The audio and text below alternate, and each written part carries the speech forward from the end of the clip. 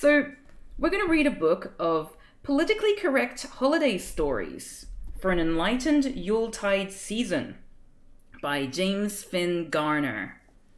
I looked him up, and I'm pretty sure he's only written this book as well as another one, which is also, it's the same shtick. Adulation abounds for James Finn Garner's best-selling, politically correct bedtime stories in Once Upon a More Enlightened Time, and now a blizzard of praise is blowing in for politically correct holiday stories.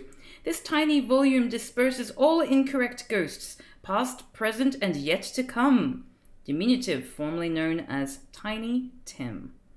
Now everyone can read the real story of Rudolph's leadership and our struggle for fair working conditions. Blitzen, Reindeer Union Local 691.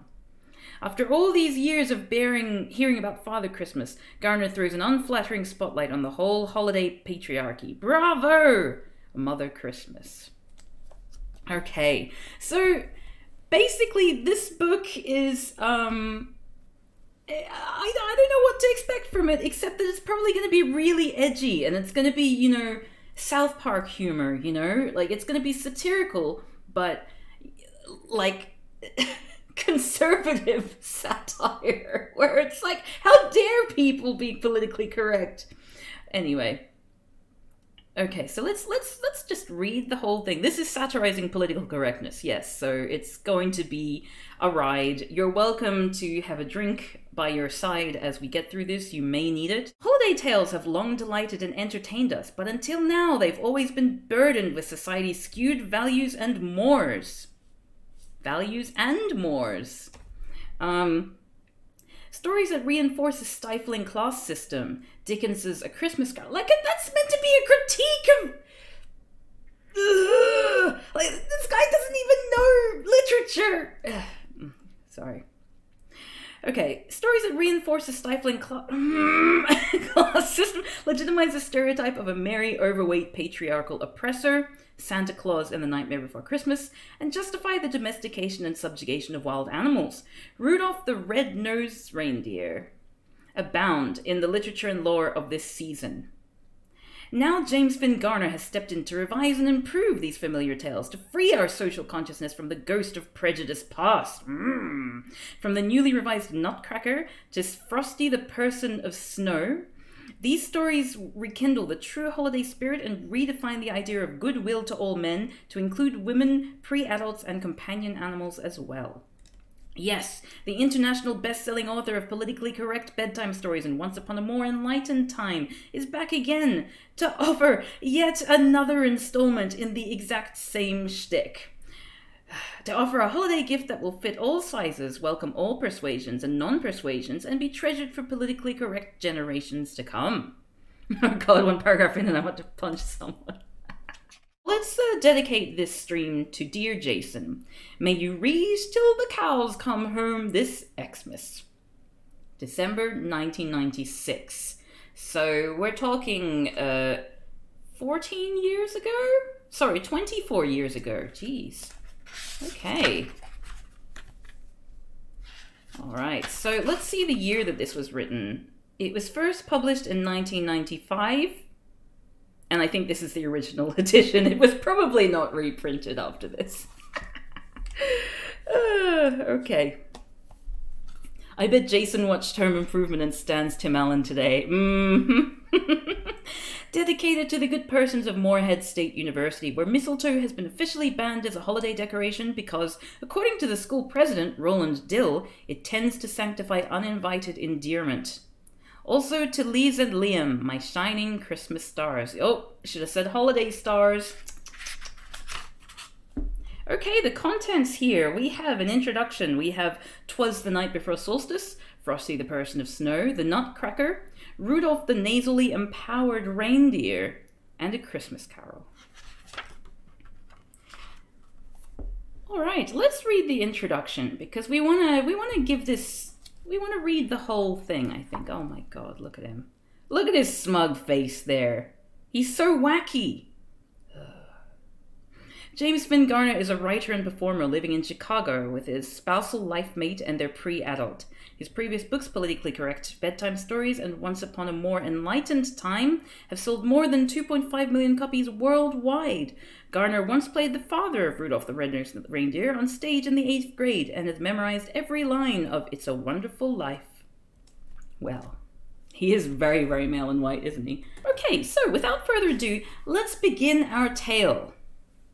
Let me adjust my bubble. What do you call this? Puff? Oh, there was a name. We used to make them. Pom-pom. Pom-pom. Okay. I don't know why he has a Lucia crown. Because he's a white man writing about political correctness. Okay, introduction. Fluffy white snow. Cups of golden eggnog. Visions of sugar plums.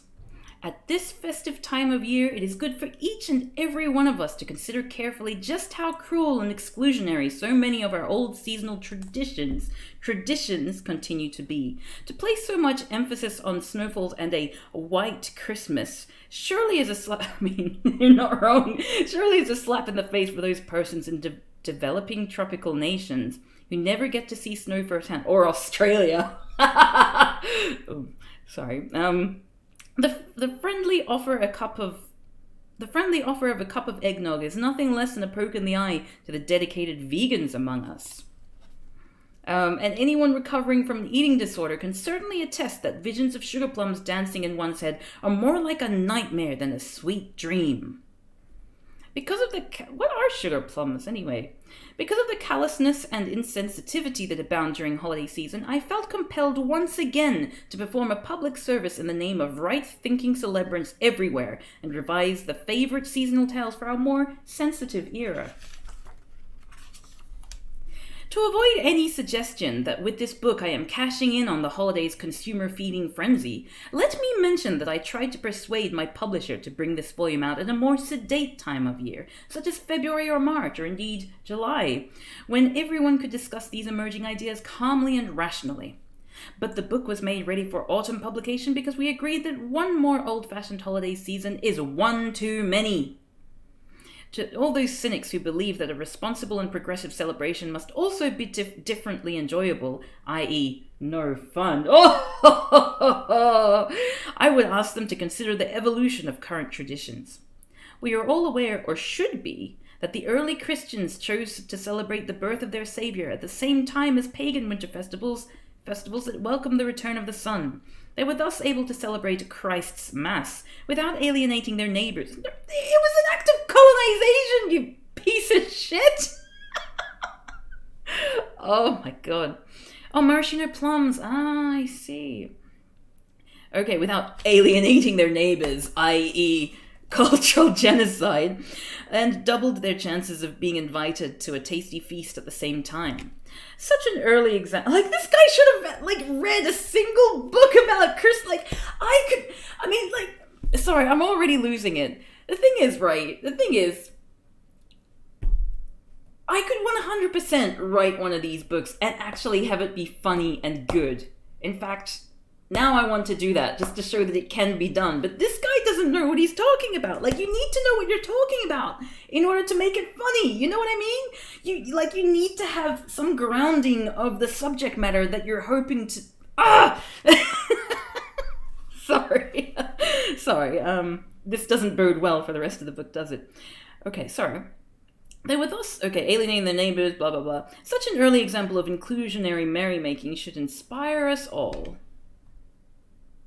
Today's newer pagans can feel especially proud of their heritage/himitage. You get it? Because him, it's gendered. Yes, neo-pagans will 100% be glad that their traditions have been... you can't talk about cultural... You can't talk about imperialism in that way. You can't, if you're meant to be doing a thing which is meant to be making fun of political correctness, you need to actually know what it is that people are fighting for so you can satirize it. So, unless you're trying to satirize yourself, you're doing a shit job. Oh my god. Okay. If you get that angry once per paragraph, you will not finish that introduction. That's true. Sorry. Okay. Like, seriously? Oh my god. Like, this is already worse than I thought it was going to be. Like, I thought it was just going to be, edgelordy South Park humor, but it's getting it all wrong. This is the wrong way to satirize this. Oh my god. We can also turn the holidays into opportunities for positive critical thinking by taking... You are correct, just saying it we're getting better. Yeah, that's true. By taking instruction from many legends and oral traditions. Consider the senior life-mate's tale about the animals imprisoned in the barnyard who were granted the gift of speech on Christmas Eve. Initially, we might look on this as a disturbing attempt to anthropomorphize other species, forcing them against their will to celebrate the holidays of human animals at the neglect of their own traditions. However, we can turn this fable into an exercise in positive self-reflection if we try to imagine the insights the animals might reveal to us about our own species. Oh, what? You mean like Animal Farm? Or pretty much any other book that has already been published as like a... Whether we like what they have to tell us, of course, is another matter. It is certainly regrettable that this task... Like, read a book, you piece of shit! We turn this fable into an exercise in positive self-reflection if we try to imagine the It is certainly regrettable that this task of liberating the holidays from the oppressiveness of tradition has not been undertaken before, and that it has been left up to a member of my race, class, and gender to complete. Has it been left up to you? Did anyone ask you? Oh my god. Like, he's not even trying to do white guilt. Okay, to employ the symbols of the season, I do not consider myself a wise man, a shining star, a lamp of miraculous oil, a feast of first fruits, a heavenly messenger, a piñata, or any type of magical log or fiery pudding. Okay, that's the first jerk. Just because it sounds a magical log or fiery pudding. I like that. Okay, credit where credit is due. I hope to avoid any impression that I pattern myself after that other member of the genital power elite.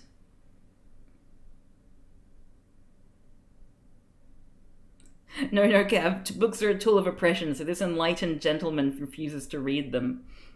Genital power elite. Kris Kringle barging in and assuming that my gifts will be gratefully accepted by right-thinking persons everywhere. Yeah, I like that you've actually specified gifts because you understand that it's garbage. And my only wish is that you will enjoy these stories and share them with your family, alternative household, or other social, non-social group. I hope that they will become a new tradition for you, at least until something better comes along. And may your holidays be whatever you decide to make them, if indeed you make them anything at all. Okay. He's like a piñata that I would like to swing bats near him. Okay, I'm off-center. Is this less off-center? Let's see. No, I made it worse. Okay, let's go this way. Okay, so... You're strongly considering putting something stronger in your drink and you do not drink alcohol. Alright, so let's begin with the first book. 'Twas the night before Solstice. 'Twas the night before Solstice, and all through the co-op, get it? Not a creature was messing the calm status quo up. The children were nestled... Wait, is that meant to be a good... The children were nestled all snug in their beds, dreaming of lentils and warm whole grain breads. We'd welcomed the winter that day after school by dancing and drumming and burning the Yule. A more meaningful gesture to honor the planet than buying more trinkets for Mom or Aunt Janet. Wait, but like, you're still burning... or choosing a tree just to murder and stuff. And you're burning the Yule! Wait, what is Yule? Is Yule not a tree? Is Yule not a tree? When you burn the Yule, what are you burning? Okay, well, the Yule log. Yeah, it's a Yule log, as in it's a tree.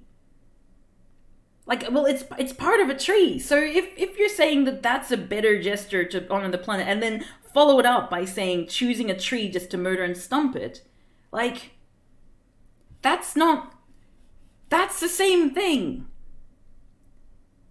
That's the same thing. Yeah, I know, right? Like, it's actually the left who gets upset when the status quo is threatened. Okay. Or choosing a tree just to murder and stump it and dress it all up like a seasonal strumpet. I mean, again, if you're trying to be politically correct, you would not use the word strumpet, right? Like, your whole joke from this introduction onwards is by coming up with alternative words that are less offensive. So why say dressing it up like a prostitute and use that, like that's sex shaming, right? Okay. My life mate and I, having turned down the heat, slipped under the covers for a well-deserved sleep. When out from the lawn there came such a roar, I fell from my futon. Get it? And rolled onto the floor. I crawled to the window. I feel like this guy's entire understanding of what it is to be, politically correct is from watching The Young Ones. And like taking the character of Neil seriously and thinking that that's actually what people are. Anyway. I crawled to the window. You'd almost think this gentleman is not actually trying to be politically incorrect. I mean, politically correct, right? Oof, okay. I crawled to the window and pulled back the latch and muttered, "Oh, where is that neighborhood watch? People on the left do not give a shit about the neighborhood watch because of Ferguson." I guess Ferguson hadn't happened at that point. I saw there below through the murk of the night a sleigh and 8 reindeer of non-standard height. Do you think maybe, why don't we give this a sort of generous interpretation and assume this person is making fun of people who don't understand what it's all about, I'm gonna choose to believe that this person is satirizing themselves, satirizing their own demographic. That's what I'm gonna choose to do for the rest of this book, and then I'll be less angry. Okay. I like how the discourse has not changed for a minimum of 25 years. This should be enlightening, I think. I saw there below through the murk of the night a sleigh and 8 reindeer of non-standard height. At the reins of that sleigh sat a mean-hearted knave who treated each deer like his personal slave. I'd seen him before in some ads for car loans, plus fast food and soft drinks and cellular phones. He must have cashed in from his mercantile chores, since self-satisfaction just oozed from his pores. He called each by name as if he were right to treat them like humans, entrenching his might. Now Donder, now Blitzen, and other such aliases, showing his true Eurocentrical biases. Eliases. Eliases. Such Eliases. Showing his true Eurocentrical biases. If you tuned in for my Cole's Funny picture book, Victorian picture book, streams that I did on my Discord just for subscribers, then you'll know that imperfect rhymes really annoy me. So buckle up. This is the first rhyme we found, the worst rhyme we found it. With a snap of his fingers, away they all flew, like lumberjacks served up a plate of tofu. Tofu. The emphasis is on the foo. Did you know? I learned that today. Up to the rooftop they carried the sleigh. The holes in the shingles are there to this day. AKA, I couldn't think of how to rhyme this line, so I decided to put in a side comment. Out bounded the man who went straight to the flue. I knew in an instant just what I should do. After donning my slippers, downstairs did I dash, to see this trespasser emerge from the ash. His clothes were all covered with soot, but of course from a wood-fueled alternative energy source. Through the grime I distinguished the make of his duds. He was dressed all in fur, fairly dripping with blood. "We're a cruelty-free house," I proclaimed with such heat. He was startled and tripped on the logs at his feet. He stood back up dazed, but with mirth in his eyes. It was then that I noticed his unhealthy size. Again, this is not how leftism works. The whole point, fat shaming is one of the things that we rally against. Being, oh my, you're doing it wrong. You're doing political correctness wrong. You're satirizing it all wrong. What the hell? He was almost as wide as when standing erect. A lover of fatty fried foods, I suspect. But that wasn't all to make sane persons choke, because sane persons really like judging people's... What are you trying to achieve with this book? Did you do any research at all? Or did you just come up with this in the pub or something? Oh. Okay. Think of your blood pressure, Cap. Oh, okay. But that wasn't all to make sane persons choke. In his teeth sat a pipe that was belching out smoke. I could scarcely believe what invaded our house. This carcinogenic and overweight louse was so red in the face from his energy spent, I expected a heart attack right there and then. Behind him he toted a red velvet bag, full to exploding with sinister swag. He asked, "Where is your tree with the face?" Oh. Sorry, I read that line wrong. I like my version better. Oh my god. Oh. He came up with this when his editor asked him if he's doing more books. He asked, "Where is your tree with a face?" He asked, "Where is your tree with a face somewhat long?" I said, "Out in the yard, which is where it belongs," as opposed to the fucking tree that we're burning in the chimney. Like, oh wait, no, it's like a wood-fueled alternative. But it is wood-fueled, so why are you talking about cruelty-free Christmas tree when your alternative energy source relies on wood? I don't get it. Like you're putting these things like lines near each other, so you know what you're doing. Surely, like, you proofread this, right? Right? Oh, okay. I feel like this book might be a bet. How little effort can I put in a book and still get it published? Probably Pinewood as well to up the hypocrisy. Oh god, in Japan, I lived in a mountain town in Japan. Which used to be a forestry town, and they cut down all the local timber and they replaced it with cedar. And it's gotten to the point where the cedar trees, like, they're so cramped that they produce way too much seed, and everyone's like having really off the charts hay fever in recent years because of a combination of climate change and just the fact that these poor trees are just like crammed. So yeah, trees grown for forestry are bad. But where will I put all the presents I've bought? I looked at him squarely and said, "Take the lot to some frivolous people who think that they need to succumb to the sickness of commerce and greed." I think the whole idea is mocking a concept of leftists that exists purely in the right-wing mind. Yeah, who will win the straw man games? Yeah, I know, it's probably meant to be self-contradictory, but I feel like it's more self-contradictory than it intends to be, if you know what I mean. Like, I feel like he's doing some things on purpose, but I feel like most of it is not. You know, it reads like someone who genuinely did not put any research or thought into this. Okay.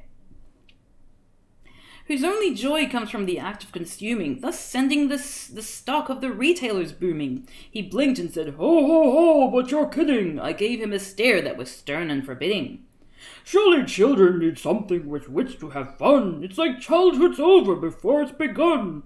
He looked in my eyes for some sign of assent, but I strengthened my will and refused to relent. "They have plenty of fun," I cut to the gist, "and your mindless distractions have never been missed. They take CPR so that they can save lives and go to door for the used clothing drives. They recycle, renew, reuse, and reveal for saving the planet, a laudable zeal."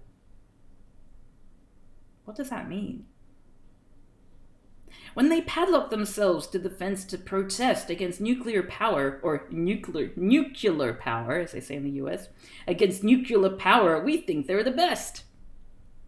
The meter of these couplets is all over the place, and it's the most offensive thing about this, to be honest.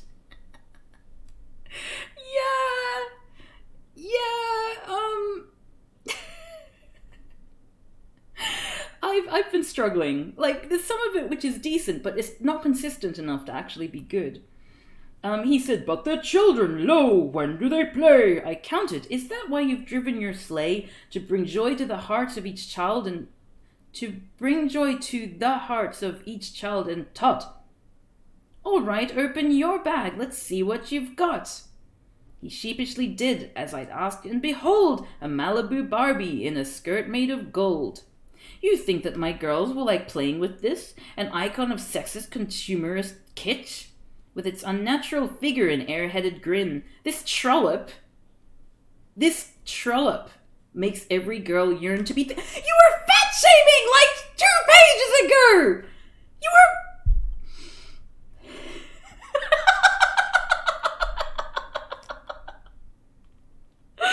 like, it's not like... I refuse to believe that all of this was deliberate because it's just so sloppy.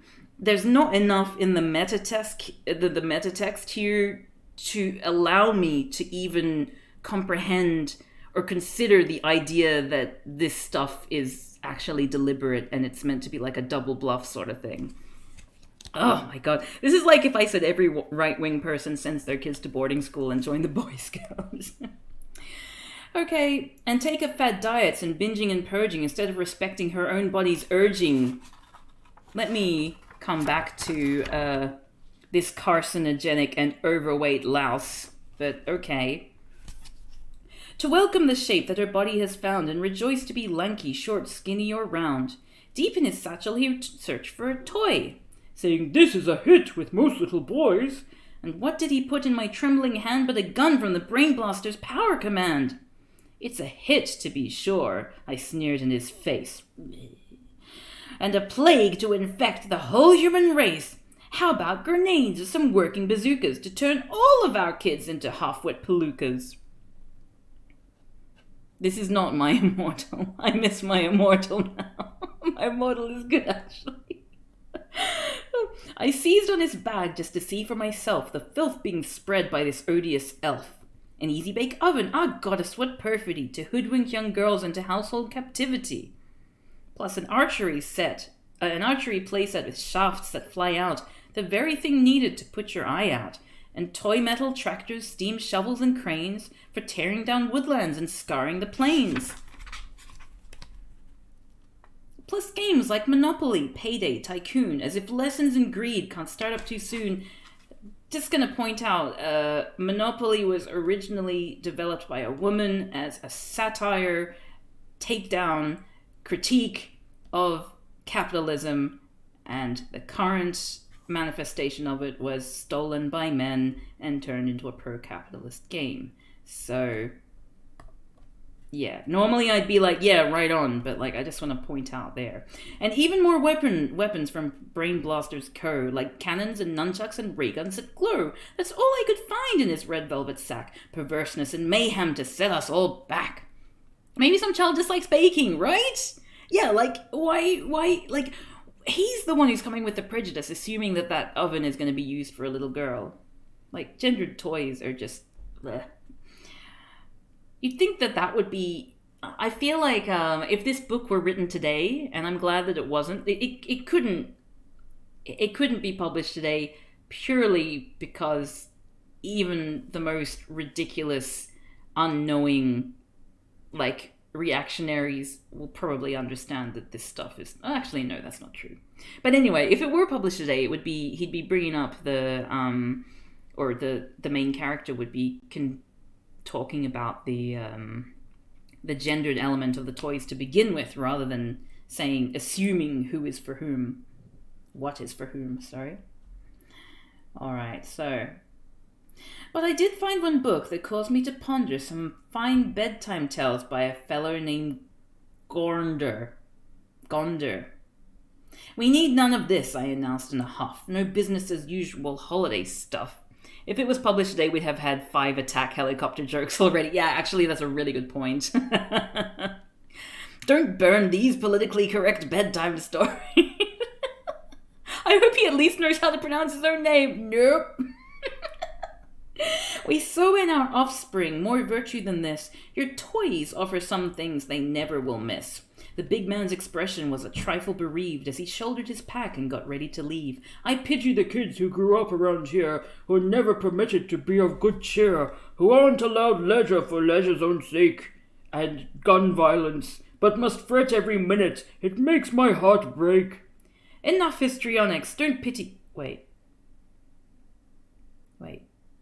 Oh yes, enough histrionics, don't pity our kids if they don't do as Macy's or Toys R Us bids. They live by their principles first and foremost, and know what's important, to him did I boast. "Pray, could I meet them?" "Oh no, they're not here. They're up on the roof, liberating your deer." Then Santa Claus sputtered and pointed his finger, but mad as he was, he had no time to linger. He flew up the chimney like smoke from a fire, and up on the roof I heard voices get higher. I ran outside the co-op to see him react to my children's responsible, kind-hearted act. He chased them away and disheartened, dismayed. He rehitched his reindeer who docilely stayed. Oh, because they wanted to be shackled and imprisoned. Okay, so it's like we're all going against what animals actually want. I watched with delight as he scooted off then. He'd be too embarrassed to come back again. But with parting disdain, do you know what he said when this overweight huckster took off in his... back onto the fat shaming! Took off in his sled. This reindeer enslaver, this exploiter of elves. "Happy Christmas to all, but get over yourselves!" I like the sudden reveal that the children are up there destroying this man's ride. The reindeer want to be exploited, just like the elves, right? Okay, so that was that one. What's our ranking of this? Do we wanna give like a storm of email? Oh, thank you for following! Burlykins, welcome. Do we want to give this one... Oh, Burlykiner, sorry. Burlykins. That's cute though. Take a shot every time this book contradicts itself. We've got a burning snowman head from Winfrey Hustle. We have some sweating from Surfing Raichu. Hexdralion gives it a fuck off. A fuck off out of get to fuck. Solid mediocre. Good. Okay. No research out of 10. Lovely. Alright, 2 French hens out of no. Oh, this is my favorite part of these streams. Okay, so now I've got a ranking. We've got a cringe from Diana Jack. It's not sweating, it's regret. Zero effort political satire is bad. I mean, I like political satire personally, but like it needs to actually be satire, not just someone saying that it's satire. Like, just because you say something satire doesn't mean it is. And I feel like too many people, especially nowadays, maybe I'm just an old fart, but like, I feel like once upon a time satire actually had a meaning beyond, I'm just joking. Like, the whole point of satire is that you you criticize something by being it. So if you're actively saying this is... I don't know. Anyway, maybe I just don't get it. In their dream thoughts, they have conjured the true spirit of the left, and this is a future they really want. It's just a joke like on Top Gear. Oh, God.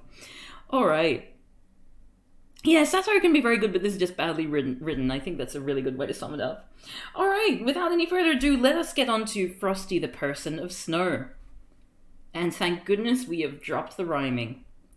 Bobby and Betty were 2 siblings who fought over everything. Sometimes they fought over big things. Sometimes they fought over little things. And as with most male/female conflict communication patterns, they usually couldn't even agree on which issues were big and which were little. Like, why did you need to put that... Like, this is meant to be politically correct. You're not meant to be sexist as part of making fun of political... No amount of crisis intervention could get them to stop bickering. I guess men and women are just inherently different creatures. One winter day, their frustrated caregiver sent them outside to play. A layer of fresh snow had fallen the previous night, the first of the season, and the world outside looked as heavily frosted as a matrimonial enslavement cake. Oh, I get it. Wedding. Yeah, I think this was back in the day of men are from Mars, women are from Venus, and I'm I was, even back in the day, I was always very uncomfortable with the fact that that book was so popular. I was in primary school and I was uncomfortable with it. I guess that was a little bit of a hint that I was going to grow up to be agender, but also just politically speaking, it's kind of garbage. Anyway, as everything around them glistened, Bobby and Betty tried to agree on what games to play. Should they make a snow fort? Too militaristic, said Betty. How about snow angels? No, countered Bobby. They had been raised agnostic. Besides, such a public display of religious figures might make others uncomfortable. Yeah, like when anyone is Muslim in public. And so it was with sledding, skating, and snowball fights. All were rejected for one reason or another. Shit. Are you... What?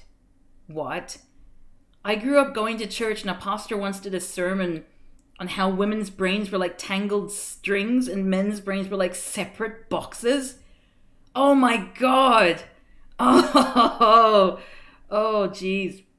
The biggest part of this is going to be nobody mentioning trans people because the cis hadn't realized we existed yet. Yeah. Who wants to place a bet now on whether trans people are going to be mentioned at all in this? Okay, so all were rejected for one reason or another. Then Betty suggested that they create people out of snow. Try as he might, Bobby couldn't find anything wrong in his sister's idea. Try as he might. That was a good joke. So they each started to roll the biggest snowballs they could. Then they set these on top of each other for a body. Betty rolled a smaller snowball for a head and lifted it high atop the other two. They used 2 twigs to give it arms and 2 lumps of coal and a button to give it a face. You know what I would do if I were doing a satire of politically correct holiday stories in this situation? I would make sure that all of the people, all of the characters would be given non-white names, right? And they would be from places which didn't have snow, right? So, and it would be talked about as if they lived in that place, because I think what you could really do with something like this is make fun of liberalism, which is kind of what I think they're trying to get at here, but they just don't know what they're doing. They don't know how to lampoon it because they don't know what is wrong. You know, they don't understand why some of these things are annoying or objectionable. So if you like did the liberal thing where, okay, we're going to have women in the military, you know, that sort of thing, that would make for a fun story or an interesting critique. But, yeah. Woof. You reckon it'll be a joke about drag queens or effeminate gay men? Probably. Okay, anyway, let's get back to the story now. Because, like, these are very white names, and it made a little joke about how these stories were not going to be good for people who are from developing countries. But they could have taken it in a direction that would have actually been funny, in my opinion. Okay, they used 2 twigs to give it arms and 2 lumps of coal and a button to give it a face. Bobby wanted to put a corncob pipe in its mouth, but Betty objected, saying the implied endorsement would harm the more impressionable children in the neighborhood. Good morning, E011EE! Bobby, we're reading politically correct Christmas stories for Christmas in July. This is Frosty the Persun of Snow. This book is terrible. Bobby said angrily, when I make a snowman, he always has a corncob pipe. What do you mean, Betty answered. This was my idea, and I say it's a snow woman.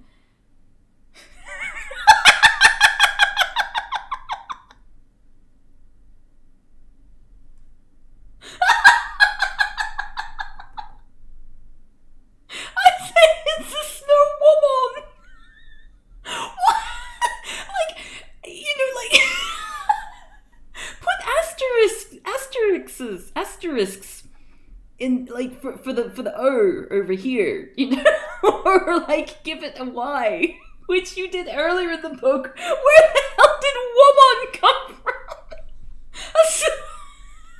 I said it's a snow woman. Oh my god! But it's shaped like a man, said Bobby. To a phallocentric worldview like yours, said Betty. How can it be a woman if we use the old top hat? Woman. Oh, I guess that's meant to be the plural and that's meant to be the singular. No!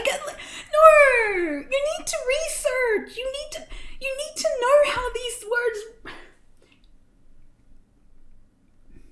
You can only make it funny if you actually know what you're talking about, know what you're lampooning, but he's just making it up as he goes along. Oh yeah, what about Marlene Dietrich? Ooh, I need to look into Marlene Dietrich. She sounds cool. And so it continued.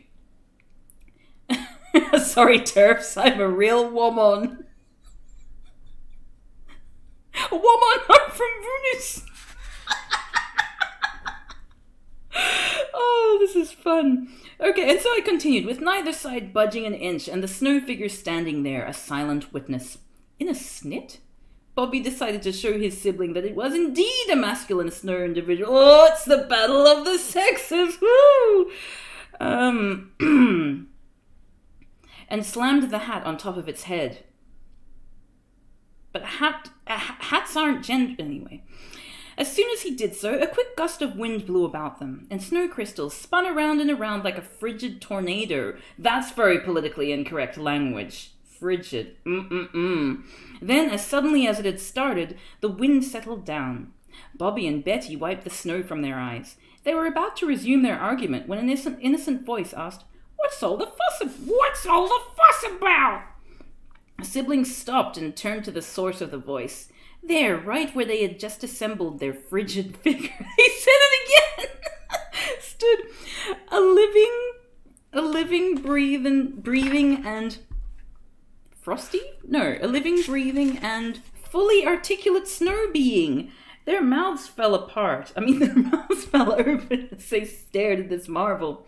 It seems like such a silly argument, it continued, especially since you neglected to give me any private parts, which is how you define gender, obviously.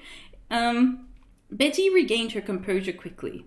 I don't care if you were born only an instant ago, she said. How can you be so naive as to think a person's... Oh, good! Good, there we go. As to think a person's gender is determined by their physical equipment.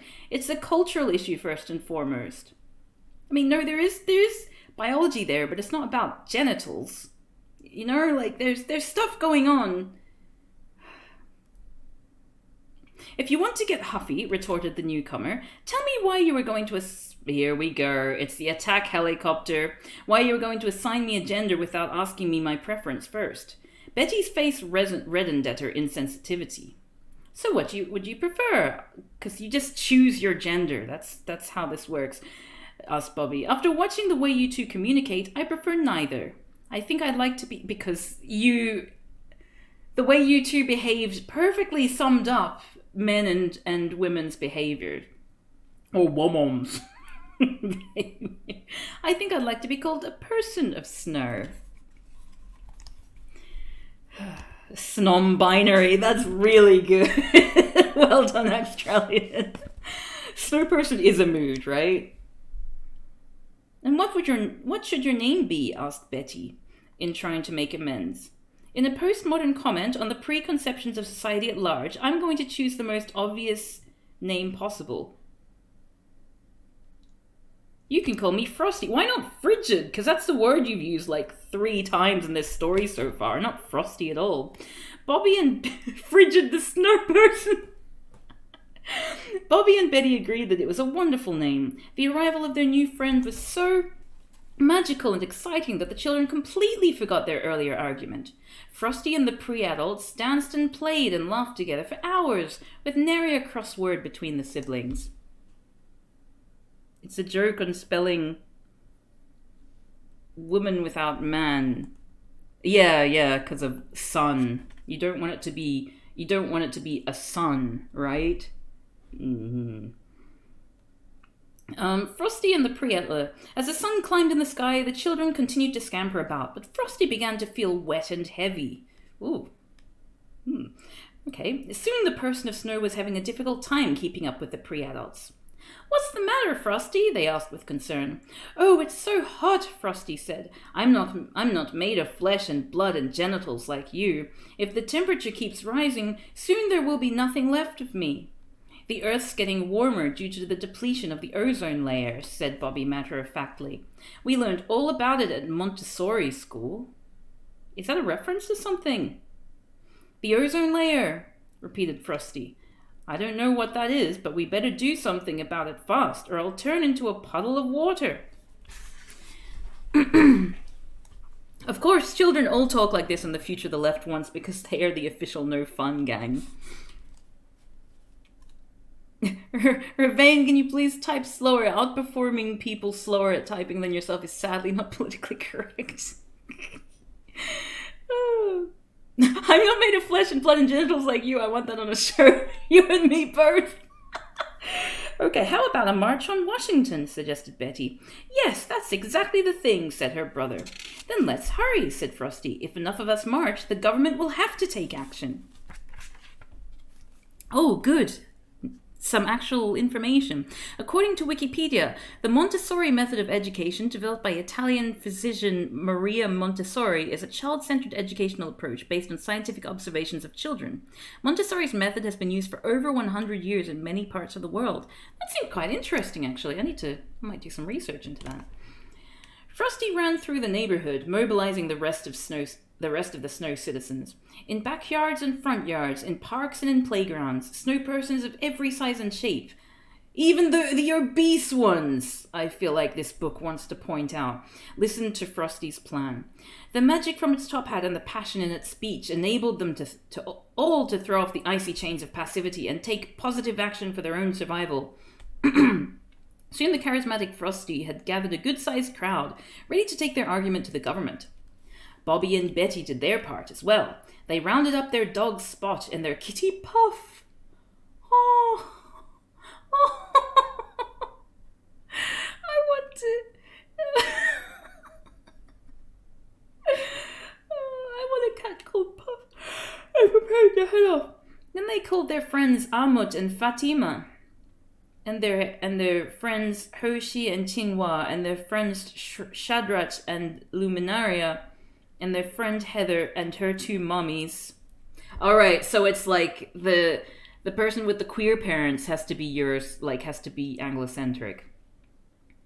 Because it's very unlikely that any of the other children will have, two mothers, because, they're less developed than us white people.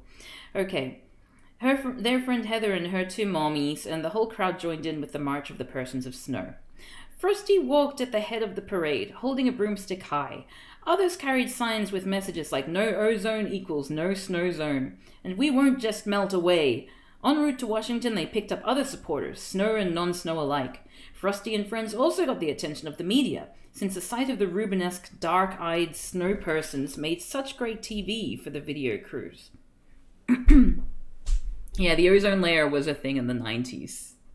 It was huge in Australia because it was like the biggest problem seemed to be right above Australia, thanks to the old greenhouse gases, is my understanding. Soon the marchers made it to the Capitol Mall, where they were determined to camp until the president agreed to meet and hear their concerns. Where the icy protesters gathered, the mall looked as if it were covered with a plush white carpet, with tiny clusters of humans tossed on it like colourful stones. I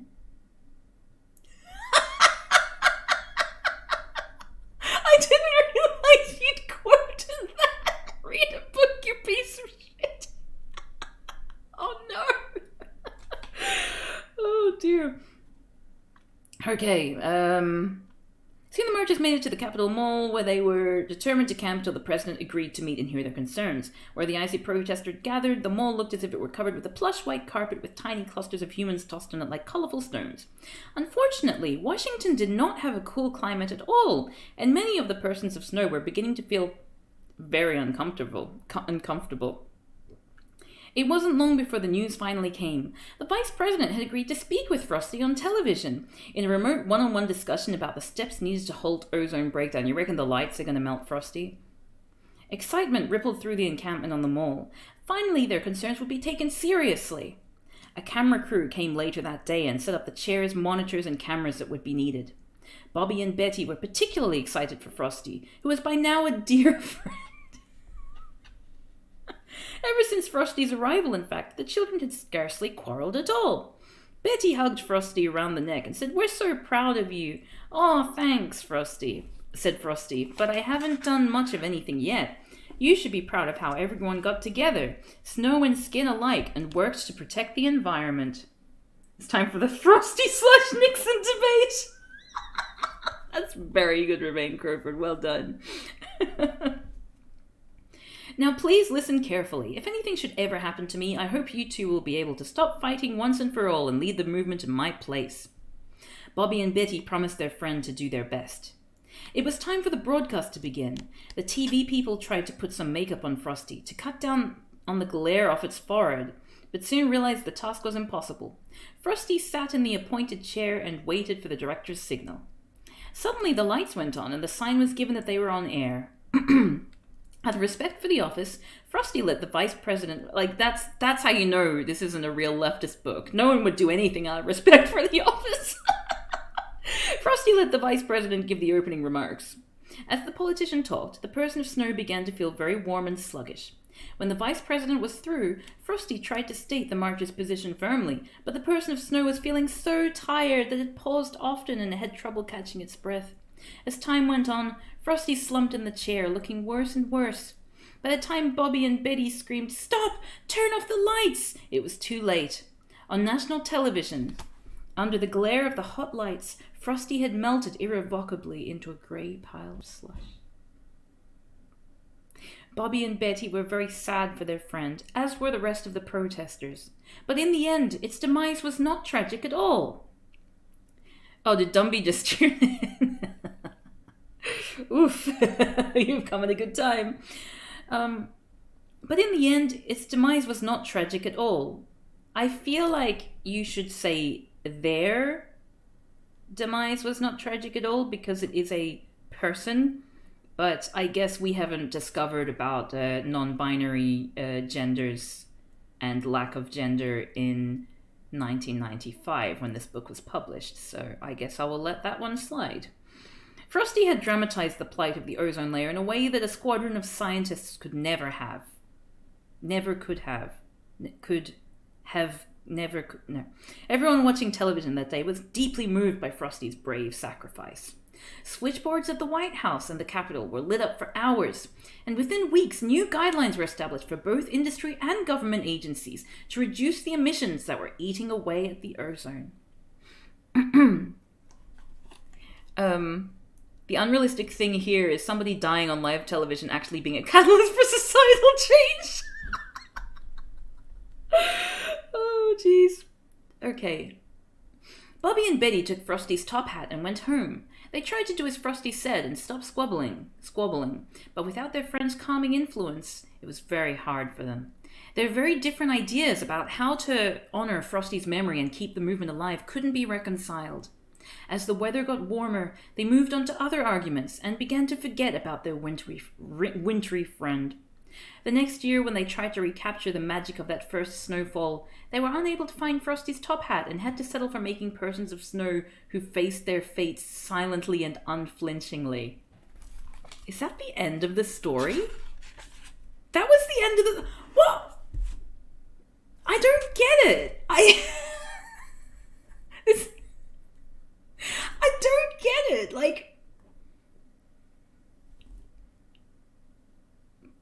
Yeah, that's a really good way of summing it up. It's a satire of something that mainly exists in the author's mind. Yeah, I'm still waiting for the punchline too. This is worse than, Diamond Comics. This is worse than the comics that I read out, which are poorly translated.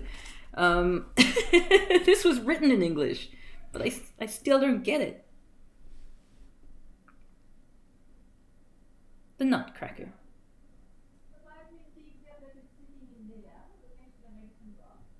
Did you just hear my mother walking past? Sorry. I thought someone had fallen over. The Nutcracker. We'll just go immediately on without further ado. I'm not actually familiar with the Nutcracker story, I don't think. I'm familiar with the the suite, the classical music suite, but not this. Should we put the Nutcracker? No, it'll probably be... I think a lot of classical music now is will get muted, which really pisses me off. So what do we give that one? We give it no genitals out of 5. The joke's on whoever buys the book. I mean, to be fair, I got it secondhand. So I feel like, we're not... I supported the book story. I'm not supporting the author of this book. I am also publicizing it, but it probably doesn't... It's probably one of those things where the publicity is bad publicity. You gave it Snow Persun out of 10. Frosty shouldn't care about the ozone layer since they can't get sunburned. Okay, the Nutcracker. Once, many Christmas Eves ago, Clara's parents were throwing a party for their many friends and relations. These festival gatherings were an annual event in Clara's household, a singular opportunity during the year for everyone to forget their cares, to dance and gossip, and to eat as many fatty and sugary foods as possible.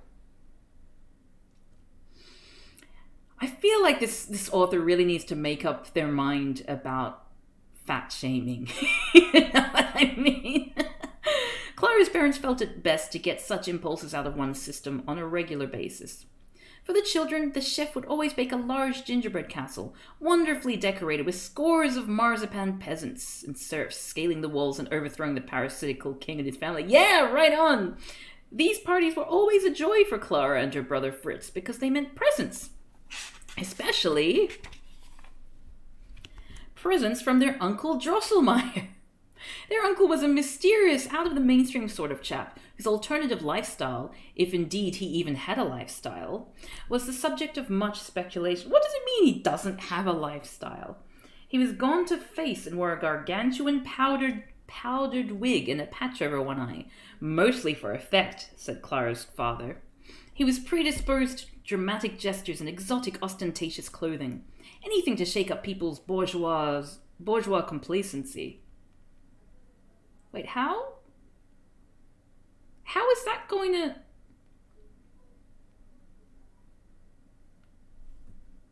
But Clara and Fritz loved their charismatic relative, both for his independent attitude and for the marvelously intricate mechanical toys he built for them. It does smell like the queer-coded villain, doesn't it?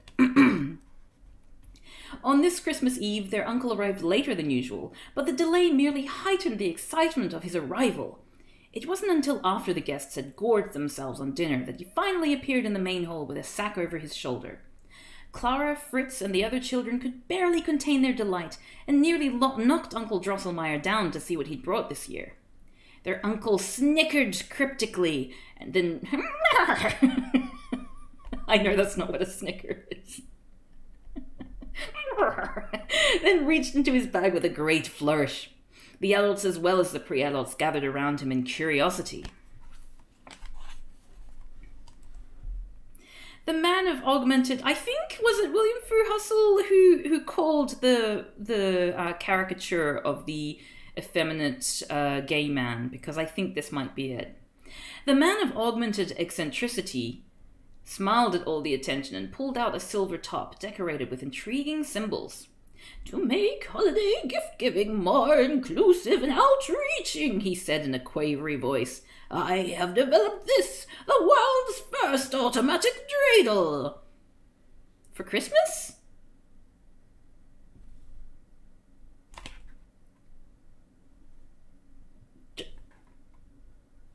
Surely, this is probably going to make sense a little bit later on. To have a dreidel there for Christmas. He set this marvel on the tabletop, where it began to spin on its own power, glittering and gleaming and whirring. When it finally began to slow down and fell on its side, it made a strange clicking sound, then spit coins out of a small slit near its handle. I even have a picture of the author. Angry Goose. Yeah, and this person's American, so, I mean... Surely they should know a little bit about... Anyway.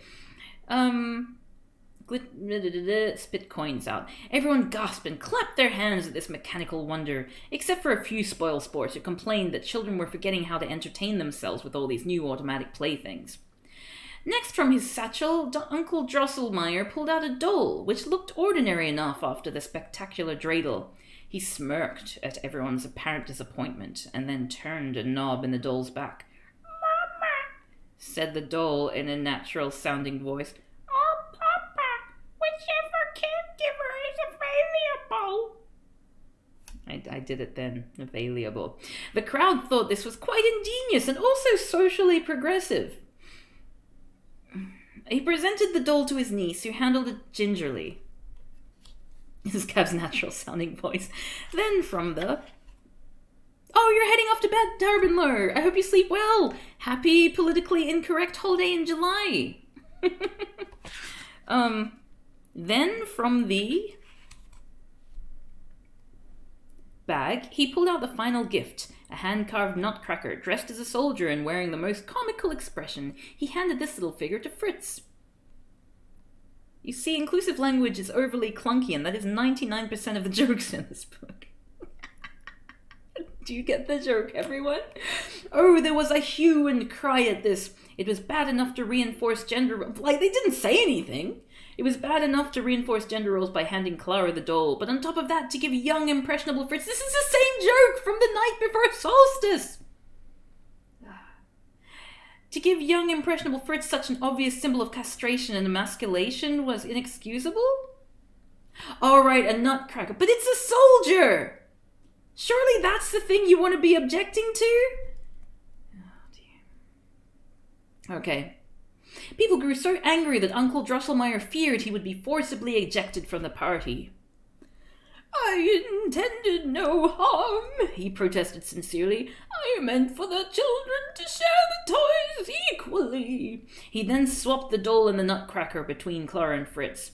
Years later, this incident, among others, would come back to Fritz while he underwent repressed memory therapy, much to the chagrin and general entanglement of his legal entanglement of his well-meaning uncle. Yes, emasculating boys, the peak of reinforcing gender roles. Clara liked the Nutcracker and played with it for the rest of the evening. The guests ate and drank long into the night, giving not a thought to the purging and colonic irrigation that would be necessary the next morning. Is that how you spend Christmas Eve? Anyway, after they had all left, Clara's father tried to persuade her it was time for bed. "Please, may I stay up a while longer?" she asked. "The Nutcracker is telling me stories about why he left the military." Her father smiled wearily and walked upstairs. Sometime later, Clara set the Nutcracker on the cupboard shelf, just as the clock struck midnight. As the final chime rang, very strange things began to happen in the room. "Liberals take laxatives after every meal," citation needed. Oh, gosh. Are we making fun of veterans now? I have no idea what it's trying to make fun of.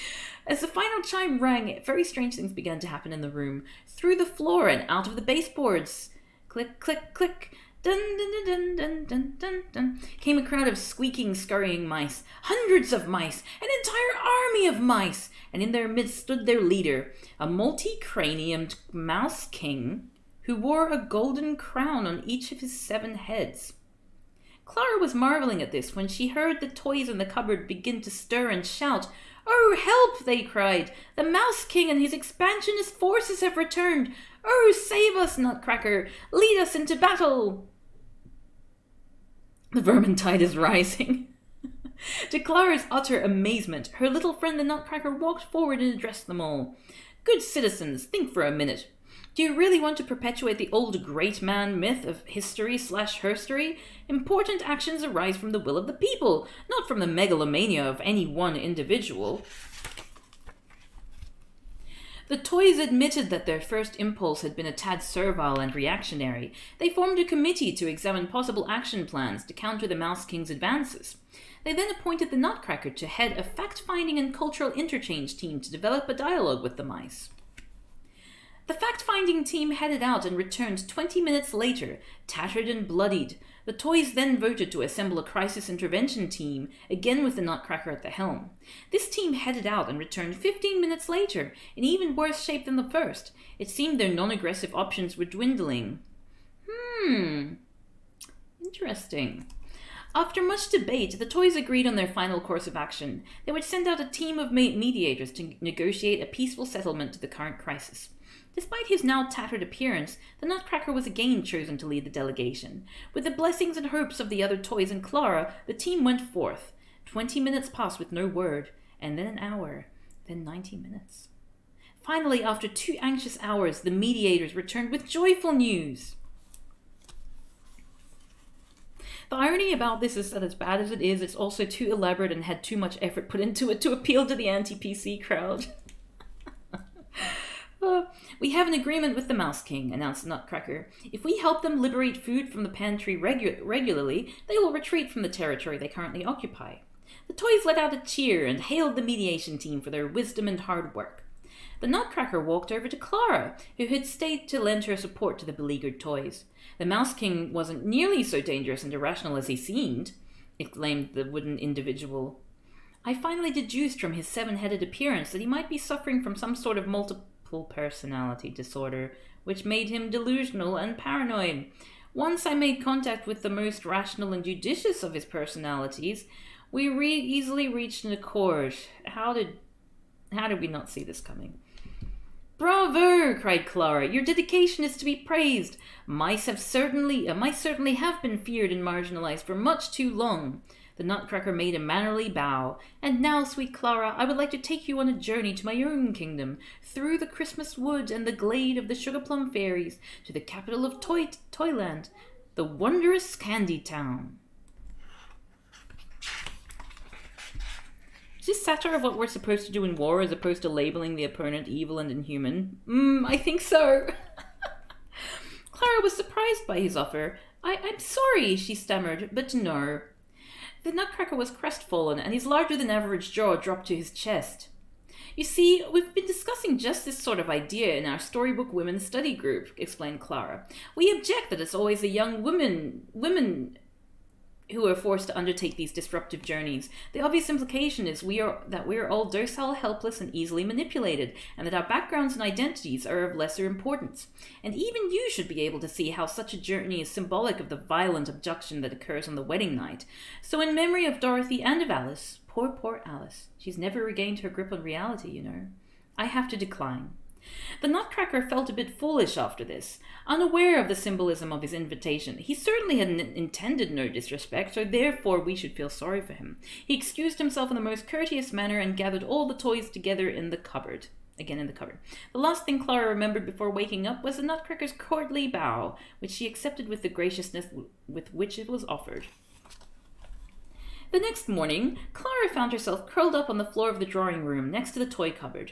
Inside she could see all the toys in their usual places, and in the middle of them all, the Nutcracker, immobile, steadfast, and still smiling. What a wonderful, peace-loving dream, she said to herself, yet not so much a dream as an attainable reality. Clara stretched and rose from the carpet. As she looked around the room in the early morning light, her happiness was tempered by a pitiful scene. On the table in the dining room sat the ruins of the gingerbread castle, which had been sacked and destroyed by mice while she dreamt during the night. So the Nutcracker is the true victim, but also Clara, foolish Clara, made peace with the mice, and so now the mice ate her gingerbread castle. So the moral of this story is, it seems to be, you shouldn't offer peace. Like, peace is not an option. If you know what's right, then you should just stick with that. You know, the mice were being unreasonable here. The mice wanted food. They wanted to eat. And we had plenty of food to eat. But, you know, if the mice eat it, where's our food, right? Jeez. You give rights to marginalized people and the mentally ill and see what happens. Moral of the story, don't build architecture out of food, you fools. You see, you darn lefties need to nuke the mice. Oh my god, just bomb anyone who is starving. Clearly, we've got this all wrong.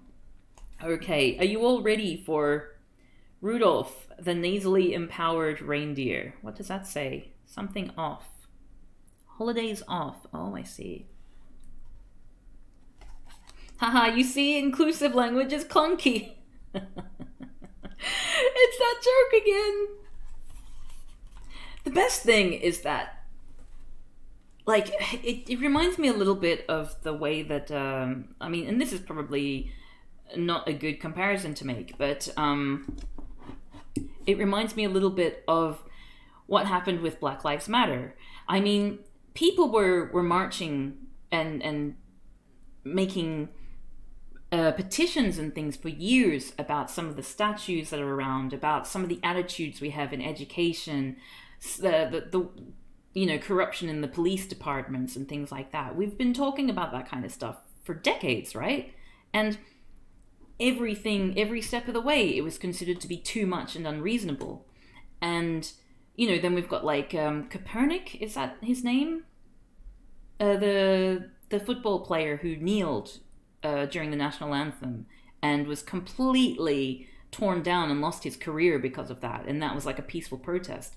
And now people are up on the streets and they're getting violent and they're not taking it anymore. And all of a sudden, like magic, all the shows are getting rid of all the blackface. All the police departments are thinking about things. We're having conversations about the funds of police departments, about police brutality, conversations that weren't being had before. We're having, statues being torn down and being willingly taken down. We're having institutions and schools that are changing their names from the names of people who committed genocide and were slave owners and all that. We're having serious discussions about this kind of stuff because we had to take it, because every step of the way, when we asked nicely, it was considered too much. So, like, it reminds me of this, because the whole thing, isn't it funny that we need to use this kind of inclusive language? But now we want more, we demand more, and like, all this stuff is coming into place, right? Because that's like a way to placate us. This is like the first step of things, and back in the 90s, that was too much, you know what I mean? Yeah, it's very easy to ignore peaceful protest, 100%. I feel like we're learning a lot today. Yes, but Kev, will you think of the poor liberals? Now they have to think about things that are uncomfortable. I know, it's terrible. So anyway, let's get on with Rudolph, the nasally empowered reindeer. The story of Rudolph is a familiar one to most of the pre-adults in America and the other parts of the Western world. Not that this fact is an endorsement of Western culture, just an acknowledgement that the publicity and merchandising machines run more efficiently in those areas. And why is that? Well, the image of an eager young reindeer cheerfully giving his all for Santa Claus might be useful to department stores and jingle writers. The truth of his story is more complicated.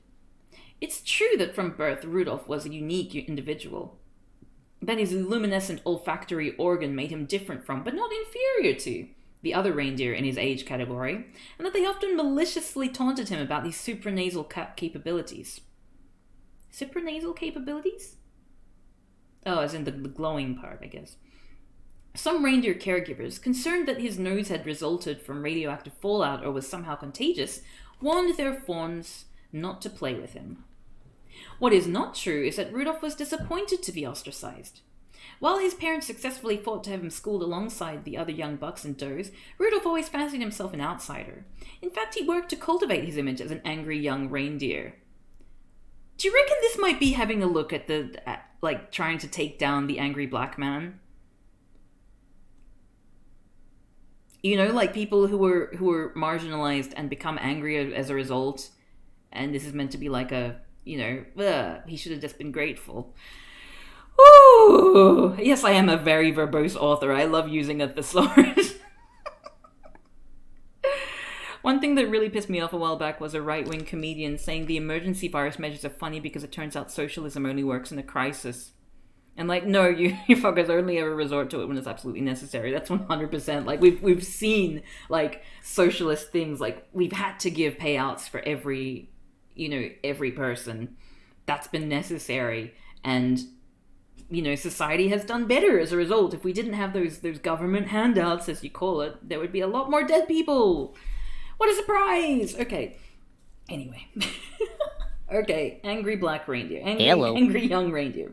He had no interest in the other reindeer and their inane games. He took himself and his fluorescent gift seriously and was convinced he had a higher calling in this life, to improve the fortunes of the working reindeer and overthrow the oppressive tyranny of Santa Claus. Oh, you smug bastard and your marks.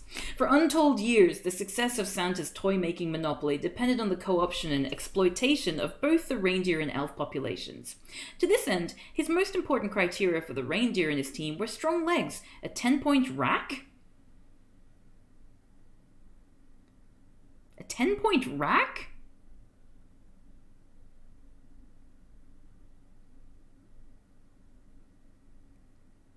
What's that? A rack of horns? Okay. Okay. Alright. Sorry, I didn't realize that. And minimal grey matter. The fact that he only recruited bucks for his team and excluded the does is cause for more outrage. Santa insisted it was to protect the morale of the enlisted bucks? What does that even mean? But unfortunately, in Rudolph's time, the does were still awaiting their liberatrix. You can just say liberator! Oh, God. To Santa... I hate gendered language so much. I really do. To Santa, Rudolph was one of the Northland's most dangerous creatures, a reindeer with a brain. He had seen a few during his years at the pole, but there was something about Rudolph that made him especially nervous. It might have been the deer's standoffish attitude, or the rumors that he was organizing meetings with the other reindeer late at night. Antlers is offensive language. You have to use the term rack or get cancelled. Oh, jeez, reindeer with a 10-point rack is a good username.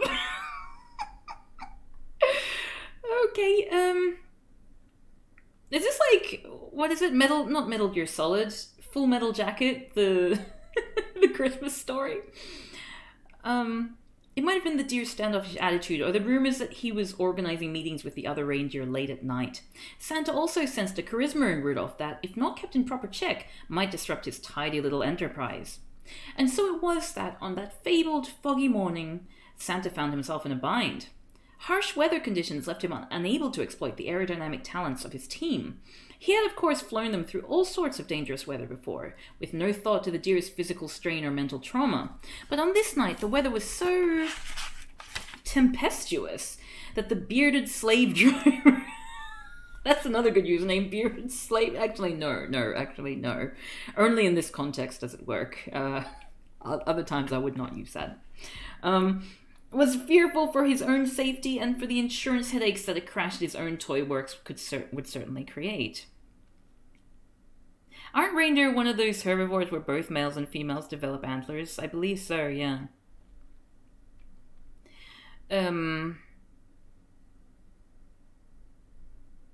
Although Santa had known for years about Rudolph's gift for incandescent dissemination, he had not called special attention to it. In due time, Santa selfishly calculated, a use for it would arise, and until then there was no need to tip off how valuable Rudolph's skill might prove to be. That moment had finally arrived. On that foggy night, he sought out Rudolph among the herd, and, wearing his humblest and most pleading face, asked him, "Rudolph, with your nose so bright, won't you guide my sleigh tonight?" The young reindeer looked him over carefully. After a few moments of silence, he said, "No." Santa blinked a few times and repeated, "No!" The herd could scarcely believe its ears as well. "No, not without concessions," replied the creature who happened to be antlered. "The days when we jump every time you whistle are over." "What are you talking about, concessions?" blustered Santa. Blustered Santa, who hadn't planned on this twist. "This is your big break, a chance to join the team. This is the life stream of every young reindeer." Rudolph laughed. "This is starting to sound like A Star is Born. Next you're going to tell me, 'Kid, you're going out there a nervous young buck, but you're coming back a star.'" You see, inclusive language is clunky. Do you get the joke? I think this is a story about unionization, yes. The herd all chuckled at this remark. Perhaps such a gung-ho speech was all too familiar to them. Santa reddened, realizing he'd made a tactical error in approaching this young firebrand in public. He said, "It's cold out here. Why don't we talk this over inside my chalet? I have some very good moss and lichens just picked." "I'll eat what everyone else eats," countered Rudolph, "and whatever you have to say to me, you can say out here." The other reindeer were watching this face-off with great interest. For years they had treated Rudolph with suspicion for all his bold ideas. Wait, but weren't they organizing with him like 2 pages ago? But now he was bravely sticking up for them at the expense of his own career. He has no career. Some shouted encouragement, while the more reactionary deer grumbled about not rocking the kayak. Kayak? Is it because a different word for boat is more politically correct? Is that what you're going for here? I don't know. Santa began to feel some... I'm just seeing things. Seeing attempts where there are none, probably. Santa began to feel some pressure as the minutes ticked away and the fog grew thicker. Finally, he asked Rudolph what his demands were. Kayak is North Pole-y, I guess so. You work the reindeer too hard, with no consideration for our families, Rudolph said. We want a guarantee of no work on holidays. For the next 30 minutes, Santa tried to explain the disadvantages of this idea, the main one being, of course, that the reindeer only worked one night a year anyway, and since that night always fell on a holiday, such a change would make their jobs, and his, rather difficult to fulfill. Rudolph eventually agreed to table the issue for the time being. Checking his watch, Santa was starting to sweat, even in the Arctic cold. "Could we speed this up?" he asked. "Or maybe forge a temporary working agreement that we can make permanent after Christmas?" Rudolph snorted in his face. We weren't born yesterday, Claus. No contract, no flight. If Christmas doesn't come this year, who do you think the children will blame? The reindeer? The weather? The Interstate Commerce Commission? No, they'll blame the overfed guy in the red suit. We've got more fat-shaming again. Santa imagined the public relations headaches this would cause him, and his frame began to sag. Rudolph grilled him on such issues as healthcare, paternity leave, profit-sharing, and joint decision-making councils. As the fog refused to lift and the minutes ticked away, Santa granted more and more of the deer's demands. In the end, Rudolph and the reindeer rank and file could claim a number of victories. The deer would be required to fly only one night a year, and after 4 hours on the job they would receive a 19-minute dinner break and 3 15-minute breaks. Santa was required to keep 4 alternate reindeer on standby for the duration of Christmas Eve at full pay and benefits. In addition, the mandatory retirement age was lowered to 8 years, after which the reindeer were to receive a full pension and lifetime health care. After all the terms were finalized, an exhausted but relieved Santa Claus hitched Rudolph up with the rest of the team. The other deer gave Rudolph 3 cheers for standing up for their rights against the man, which the nasally empowered reindeer, feeling fulfilled for the first time, gratefully accepted. Using his unique luminescent gift, he led the sleigh through the inhospitable weather, and Christmas that year was saved. Epilogue. Like the fabled prophet in his own land, however, Rudolph found his real influence evaporating after that. For weeks he was praised by all the other reindeer, who told him, "You'll go down in history, herstory." All the attention and admiration, however, began to feel superficial and distracting.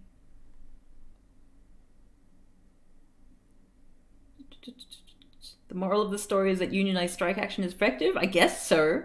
I think this is supposed to make unions look bad when it failed.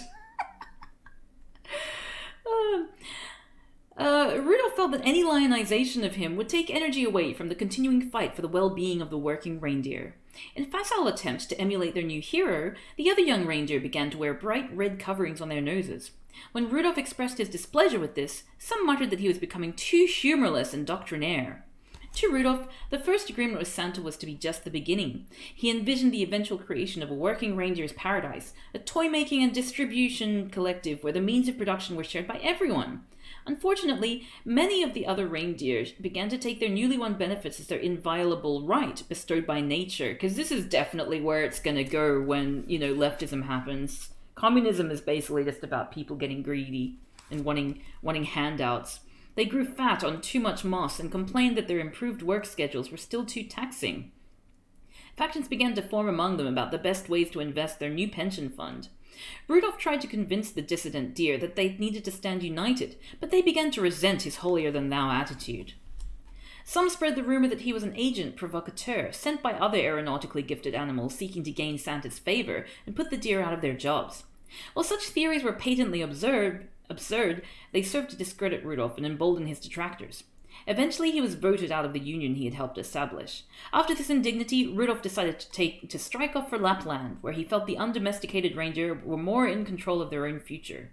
And so, like other revolutionaries before him, Rudolph the angry young reindeer lived out the rest of his days in exile, bitterly wondering how a movement with such promise could prove to be so fragile in the end. What the hell was that? What the hell was that? What's it trying to say? This Oh, we're on to the last story, A Christmas Carol. This is the longest story yet, so we'll see how we go. We should probably do it. It's saying communism can never work. Yeah, it seems that way. Like, he's not even read any books about communism either, and like, why they failed. The reason that he made for it failing had nothing to do with the reasons why communism failed in those countries and in those systems. It's like he's basing this on something that exists purely in his own brain. Amazon workers unite out of 10. Can't believe a leftist organization would split and devolve into infighting like that. I mean, that's the thing. Like, there's always going to be infighting, but the way that they made it devolve, and the idea that the moral of the story there seems to be that they shouldn't have bothered. It doesn't make any sense to me. Okay. Fantasyland out of 10. Alright, so this is the last story. A Christmas Carol, which I believe is one of Mean Sean's favourites. So I don't know whether he'll end up watching this.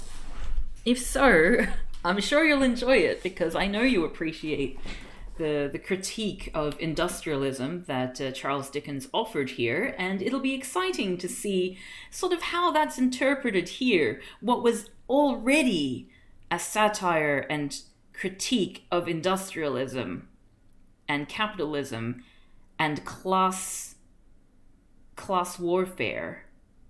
Let's see how they take on this in a way that implies that the original story was very pro all those things and then tries to make the satirical version of it. This should be interesting. Oh, you need to sort yourself some lunch? You're probably leaving at a good time. How many bets on this man being an actual monarchist? Oh, dear. Okay. Let's get started. Everyone take a deep breath. If you have a drink there handy, I recommend taking a sip now. We're going to move on. A Christmas Carol, Stave V, Marley's post-life representative. Here we've got a nice little picture of that there. Marley and Marley. Ooh. Okay, Marley was non-viable to begin with. There is no doubt whatever about that, except for general philosophical questions about the permanence of death and the very real possibility of reincarnation. Isn't that hilarious? There is such a real possibility for reincarnation. Oh, Hinduism! Inclusive. The label non-viable is also fairly confining, yet as Marley left no heirs or significant others, protests were not forthcoming. With his karma in the condition it was, chances were good that the host body that Marley's spirit might next inhabit would be of the invertebrate type. Well, they actually understood what karma meant, so I'm going to give them points there, because most people use karma incorrectly, and it's a pet peeve of mine as a Hindu, as you can imagine. So I'm just going to straighten up in my chair. Oh, it's frozen! Wait, no it hasn't. My mistake. Going through the guy's Twitter right now, it seems like he's just a centrist. Yeah, probably. Which basically means, leaning on the status quo side. Karma out of 10. It's not like liberals have ever misinterpreted any leftist literature. Cough, oral cough. Okay. So, if he was going to be reincarnated, he hoped it would be of the invertebrate type, and until a champion for those speechless phyla comes forward, it is unlikely we shall ever hear from or about Marley again. So, for all practical purposes, Marley was as non-viable as a doornail. Unless you happen to be an animist, of course, but enough digression. Scrooge certainly knew Marley had advanced into a post-life situation. They just spent a whole page and a half saying that Marley was dead! The two had been business partners for many years in a ruthless capitalistic operation that took advantage of people's caffeine addictions and exploited coffee farmers in developing nations. The business had started with good and generous intentions, and even offered stock options to the coffee farmers at one time, but these efforts had eroded over many years of competition and rapt attention to the bottom line. All that was left of their original egalitarian vision was a string of chrome and marble-filled coffee bars and a relaxed company dress code. While Marley was partly responsible for this reactionary shift, the real architect of this venal situation was his still living partner. Oh, but a tight-fisted hand at the grindstone was Scrooge. This is the quality writing we wouldn't see again until Doom Eternal. Okay, so Marvin Ling, like the concept of karma is more complicated than what a lot of people say it to be. It's I mean, I don't know 100% like all, like I couldn't give you a whole, crash course on karma, but karma isn't something that comes while you're alive. Karma is about all your good deeds adding up in the end, so that when you're reincarnated, you'll be reincarnated as someone who gets, up or down the ladder of the hierarchy of the animal world, essentially. And I believe there's human, and then you'll reach nirvana eventually at the end, is my understanding. Again, I could be completely wrong, but one thing that it is not is I did a bad thing, therefore tomorrow I'm going to trip over and hurt myself. Like it's about the afterlife. It's about the cycles of life. Just so you know. So if anyone says, "Oh my god," I remember when I went to India, there was like a driver that we hired, and like he was very obviously taking advantage of us, but we had nowhere else to go basically. And he kept talking about karma. And he was using it wrong. And he kept talking about the caste system and about how he's a Brahmin, and that means that he's very saintly. And I was just like, God, you claim to be a Brahmin, but you don't even know how karma. Well, I get the feeling that he does know how karma works, but he also knows how white people understand karma, and so he uses karma. Like he's saying, well, I'm going to be good and treat you really nice, because then it will come back to me because you'll write a good review for me on TripAdvisor or something like that. And I was just like gritting my teeth, like, I am Hindu as well, I'm not the hunky you think I am. Oh! Not all Brahmin. Yeah, that's the thing. He was hamming up for the tourists, but like, I feel like if I were in any other situation, I probably would have been able to take it, lightly and in good humor. But because that was my first trip to India as a Hindu, as like Indian diaspora going up there, and then to be patronized like that was really, really annoying for me. There was just something about it that I was talking to Shukliya because she was in India, like we went to India together, and she didn't seem to have like take it as hard as I did. Like she was just like, yeah, it's all right. But like I got really angry. Anyway, sorry, I digress. But enough digression. Oh, whoops, no, we were down here. Okay. While Marley was partly responsible for this reactionary shift, the real architect of this venal situation was his still living partner. Oh, but a tight-fisted hand at the grindstone was Scrooge, and a squeezing... Is Shukliya also of Indian descent? No, Shukliya is part Japanese. She's from Japan. So similar to me, like one white parent, one non-white parent, but her non-white parent is from Japan. A squeezing, wrenching, grasping, scraping, clutching, covetous old sinner. And as you might well imagine, this did nothing for his self-esteem. Oh, how long and wearisome life can be when hampered by a negative self-image. Once upon a time, of all the good days in the year, on Christmas Eve, not to slight the importance of any day held holy by adherents of any other religion or non-religion, or of any other day not so designated, Scrooge sat in his warehouse office, poring over the week's spreadsheets. I'm still annoyed at the use of dreidel in A Christmas Story. Like, I need to do more research into that. Like to see if the original Christmas Nutcracker story had a dreidel in it, because I've encountered a bunch of Jewish people on Twitter like getting really pissed off about like Christian people co-opting Jewish religious toys and practices and things out of solidarity for them when Christianity has like a long history of it. But anyway, moving on. It was cold, bleak, biting weather. The stock exchanges had only just closed, but outside it was quite dark already. The original story just has an elaborate mechanical dollhouse or something. The dreidel is all garner. Oh my god. Okay, yeah, that's not that's not okay then. The door to Scrooge's office was kept open that he might keep an eye on his employees, of which there was now only one. The rest had been released just the previous week in the latest right-sizing of Scrooge and Marley, Inc.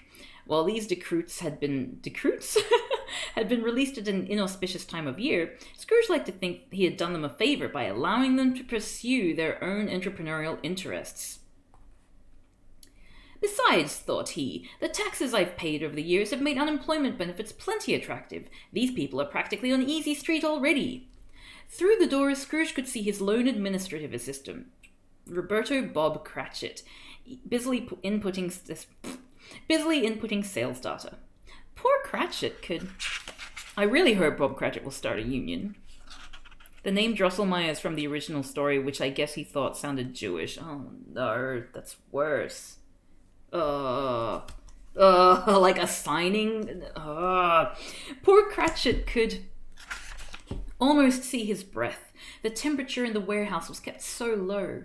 Scrooge led an aesthetic lifestyle himself and expected others to do the same. He believed that excess heat and comfort sapped the human spirit and made the body susceptible to numerous diseases. And while his stated intents were to promote vitality and conserve fossil fuels, in his heart of hearts, Scrooge more greatly relished the monetary savings of such an icy atmosphere. He kept the thermostat under lock and key in his office, so his staff of one was forced to make do with heavy coats, thick socks, and plenty of hot miso soup brought from home. For you see, money was Scrooge's sole interest now, and only love. His life had not always been thus. As a youth, he was active in many progressive humanitarian movements, mainly because he felt it was a good way to meet women. Men are from Mars, one more from Venus. But while he never in his life embraced himself as a worthwhile person, and soon he began to distrust others as much as he distrusted himself. In his insecurity, he found comfort in accumulating wealth, since his money would never break his heart or ask to borrow his car. Such displaced affection would be merely sad in his isolated case, were it not so tragically prevalent in the world at large. Women are from vulva. Oh, you're back with a bacon and cheese packet. Oh, that sounds good. I haven't eaten bacon in such a long time because I only eat free-range meat, and it's so hard to find free-range bacon. And I'm also trying to cut down on eating meat in general. "A merry, non-sectarian Christmas, Uncle!" cried a cheerful voice. It was Scrooge's nephew, Fred, who had managed to sneak up on Scrooge and Cratchit. "Bah!" said Scrooge. "Humbug!" Hold on, I'm going to give Scrooge a voice. "Bah!" said Scrooge. "Humbug!"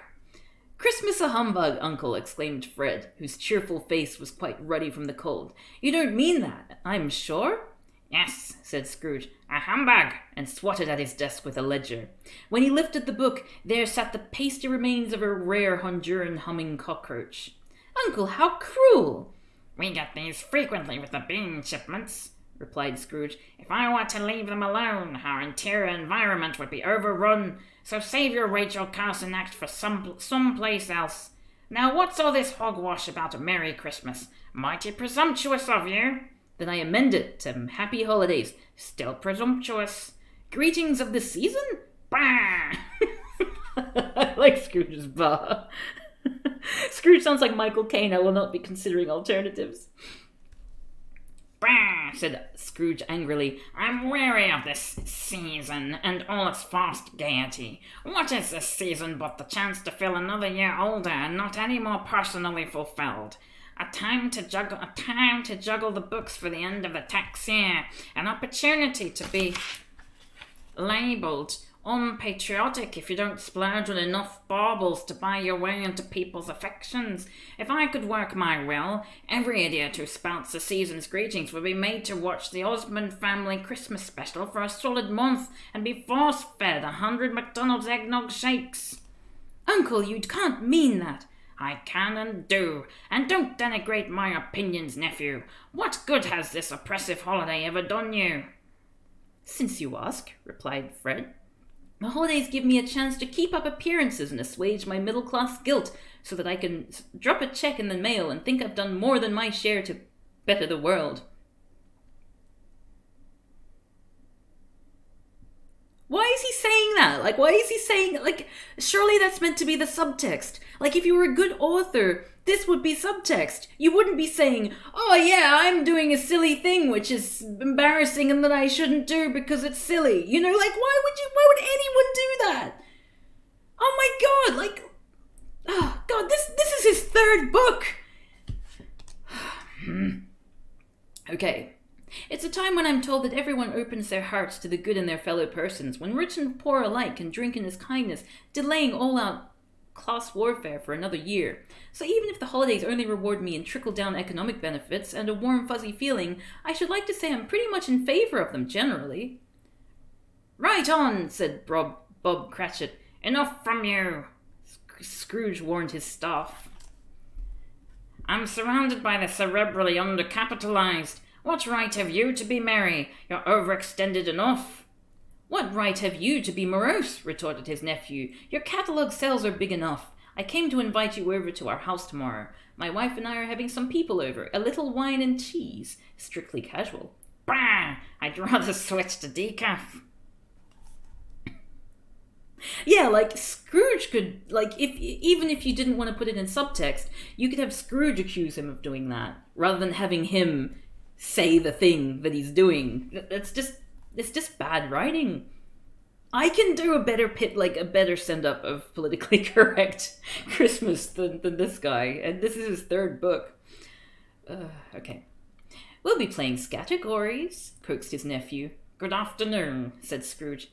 Then I'll just wish you enhanced seasonal benefits and a nurturing new year. Good afternoon, said Scrooge. His nephew left without an angry word, notwithstanding, and bestowed greetings of the season on Scrooge's assistant, who returned them gratefully. Why is Scrooge becoming more and more Scouse?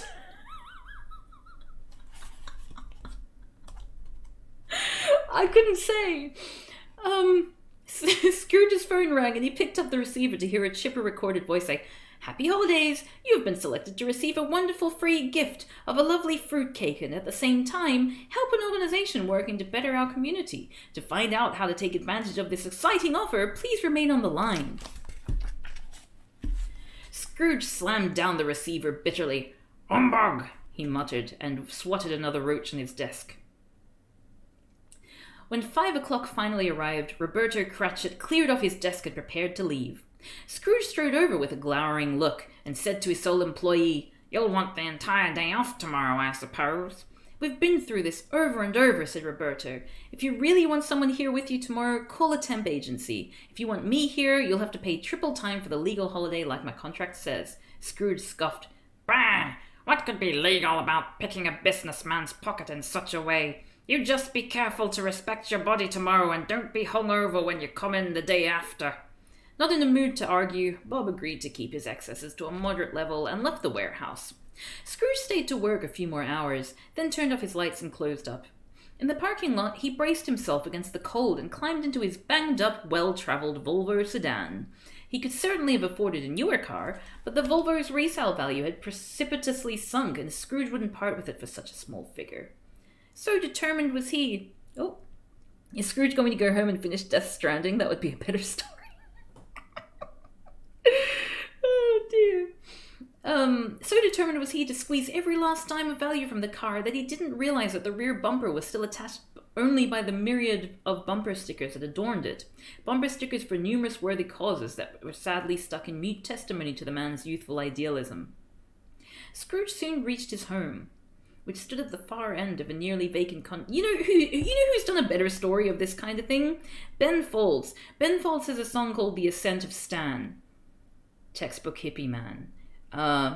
Which is a story about a guy who used to be a hippie kind of person who was fighting for idealism and things, and he's become a washed-up old business person who's become the very thing that he used to fight against. And that's a song. That's a song that's like 3 minutes long. This is a whole retelling of the Christmas Carol, which is like... Is this an extended you'll get more right-wing as you get older joke? Possibly. Like, I'm curious as to how it's going to end up, because surely the moral of the story shouldn't be regain your idealist past, because like the rest of the book has been saying idealism is bad. Anyway, let's find out. I hope you're all excited. Okay, Scrooge soon reached his home, which stood at the far end of a nearly vacant condominium complex of renovated industrial buildings. He parked the Volvo near the main entrance and hurriedly opened the courtyard gate. Crossing the grim, unadorned cloister to his own door, he saw none of his neighbours, which suited him perfectly, yet somehow he didn't feel alone. He unlocked his front door. The moral of the story, Cav, I think you have too high expectations of this book. Unlocked his front door, climbed the stairs, and entered his condo on the 3rd floor. If this had ever been a welcoming domain, there was no trace of it now. The lights were kept perpetually dim, and to call the furnishing Spartan would have been an insult to the inhabitants of that noble and ancient land. Okay. Scrooge thought that the sparseness imparted a certain air of oriental spirituality to the place.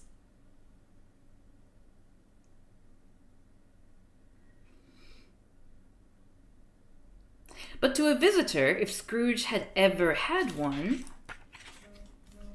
it merely looked cheap. Oops, sorry, I just gotta...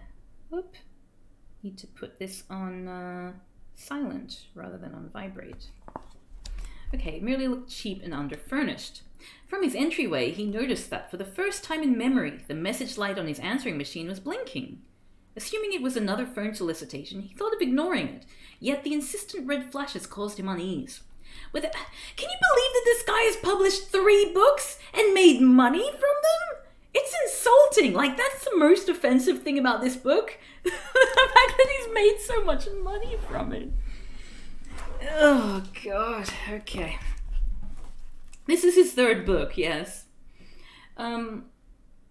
With a hesitant motion, he pushed the playback button and heard what he thought was the voice of his terminally inconvenienced partner, Jacob Marley, in a mournful intonation. Scrooge! Beep. Scrooge slapped at the machine, annoyed by the seeming prank. Bah! He said, "I don't believe it," and went into the kitchen.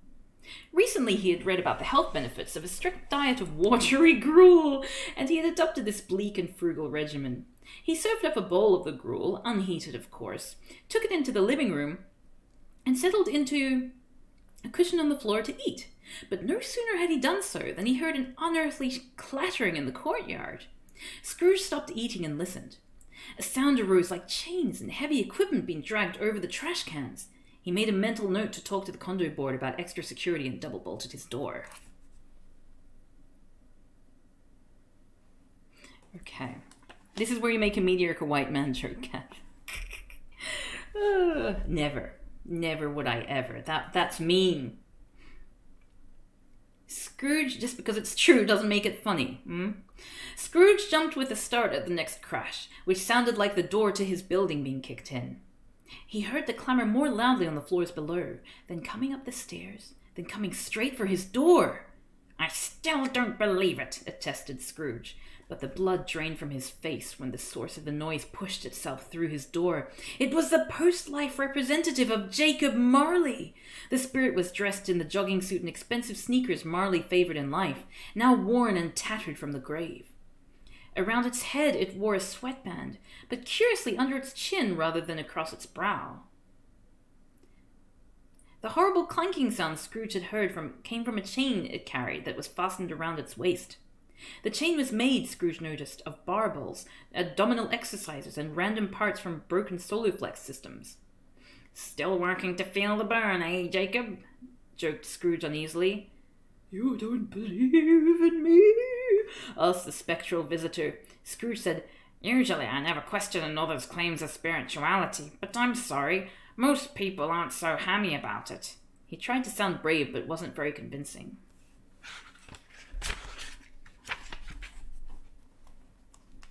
"Why do you doubt your senses?" it asked. "So now you're saying I should believe my senses?" asked a quick-thinking Scrooge, who often resorted to double talk in situations. "How limiting. Since when did Jacob Marley become a mere rationalist? Besides, if I were to believe my senses, it would look like I'm being haunted by the ghost of Jack LaLanne."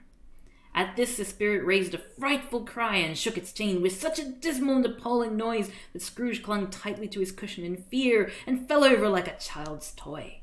But how much greater was the horror when the phantom removed the sweatband from around its head. Its jaw abruptly fell open, and its teeth dropped out. Scrooge got up on his knees, trembling. "Jacob, please," he begged. "Why have you come here? To show me false teeth?" "That's just a start," said the non-corporeal visitor through its gums. "A rest the start. Do you know what else was false about me? Pectoral implants, calf implants, a hair weave, plastic surgery upon plastic surgery, even tinted contact lenses. Now in death I cannot tell which parts of me were official and which were paid for by installment, and because of this falsity."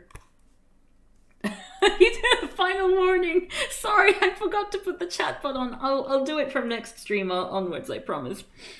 "I am condemned to wander the world and witness those things with doubts of genuine and true, the which I cannot share." Again the ghost let out a terrible cry. "I can never again visit Southern California." Scrooge trembled and asked why he was fettered. "I wear the chain I first in life," was the reply. "Each time I concentrated on the prefabricated and the superficial instead of the good and the true, I added another link to it. Do you realize the length of your own chain? It was this long 7 years ago, and you have been working hard at it since." I hope Marley doesn't talk anymore in this chapter either. "Have you no comfort to give me?" asked Scrooge. "None. I know of your greed and your dual-visaged dealings. You value profits more than people, all in the name of some claptrap about the wisdom of the market, and the rising tide lifting all boats. Such vanity. You know nothing about genuine worth, about what is truly valuable, unless you mend your ways." On the plus side, when Cav reads in that voice, I can't really understand anything. I'll try a bit harder. "Unless you mend your ways, you'll receive the punishment. Worse than mine. My time here is nearly gone. I'm here to warn you that you still have a chance to escape my fate." "You were always a good friend to me, Jacob," said Scrooge.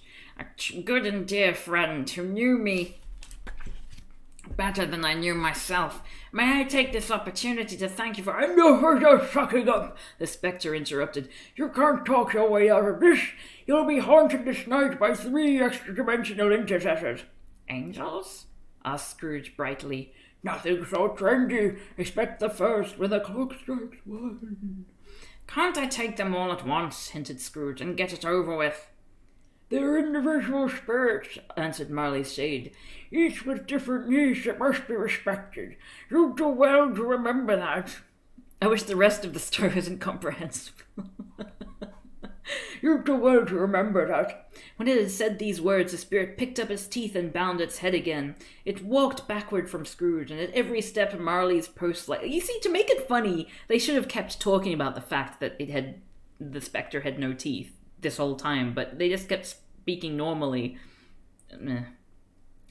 It walked backward from Scrooge, and at every step Marley's post-life representative took, the window raised itself a little and was soon completely open. The spirit then floated out into the dark night with a mournful howl, and the window slammed fast. Scrooge examined his door, which was still double-bolted. He tried to say "humbug," but found himself vocally incapacitated. Whether it was the ordeal he had just experienced or the effect of the white noise machine in the background... White noise machine. He crawled to his tatami mat in the bedroom. Oh my god. And immediately fell asleep. Wait a second. You do not sleep on a tatami mat. You sleep on a futon. Like, the futon is what you... Tatami mat is flooring. It's like saying he crawled to his brick. Or he crawled to his tile in the bedroom. Like, that doesn't make any sense. Jesus Christ. People do not sleep on tatami mats, no. Okay, so now we're up to part 2. But like, you can't say his tatami mat. Like, the floor is tatami, you know? Like, you don't have a designated tile that you sleep on. You don't have a designated wooden plank. You have... He crawled over to his wooden plank bed or something like that. It makes no sense. Okay, anyway, chapter 2 out of how many chapters? Let's have a look. 4. Okay, so we're done through the first one. Let's try and get through it a little bit quicker, shall we? Okay, Stave 2, the first of the 3 spiritual successors. It was still dark when Scrooge next awoke. Lying on his mat, he laughed to himself for what he believed had happened earlier. While he remained open to the possibility of extra scientific phenomena, he couldn't validate the previous evening's event as anything credible. Marley's image had been so melodramatic after all, not to mention self-righteous and accusatory. Additionally, an all-gruel diet was known to have some side effects, one of which was vivid hallucinations. Okay. Just then, the alarm on his wristwatch beeped once, and instantly a bright light pierced the darkness of his room. Wait, is this in the modern day? Is this set in the modern day? It is, because I've got a coffee shop and all that. When his eyes adjusted, Scrooge saw before him a strange figure.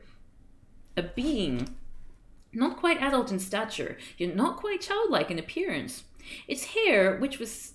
Wait, they said child. They didn't say pre-adult. They've been doing that the whole book.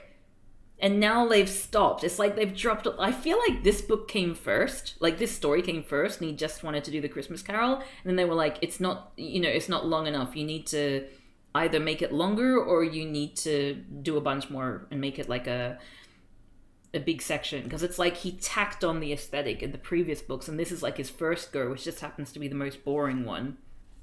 Very bad dedication to the bit. Okay, its hair, which was stylishly blown and brushed, was silver as if from experience, and yet the puckish face had not a wrinkle on it, as nearly as Scrooge could tell through its makeup.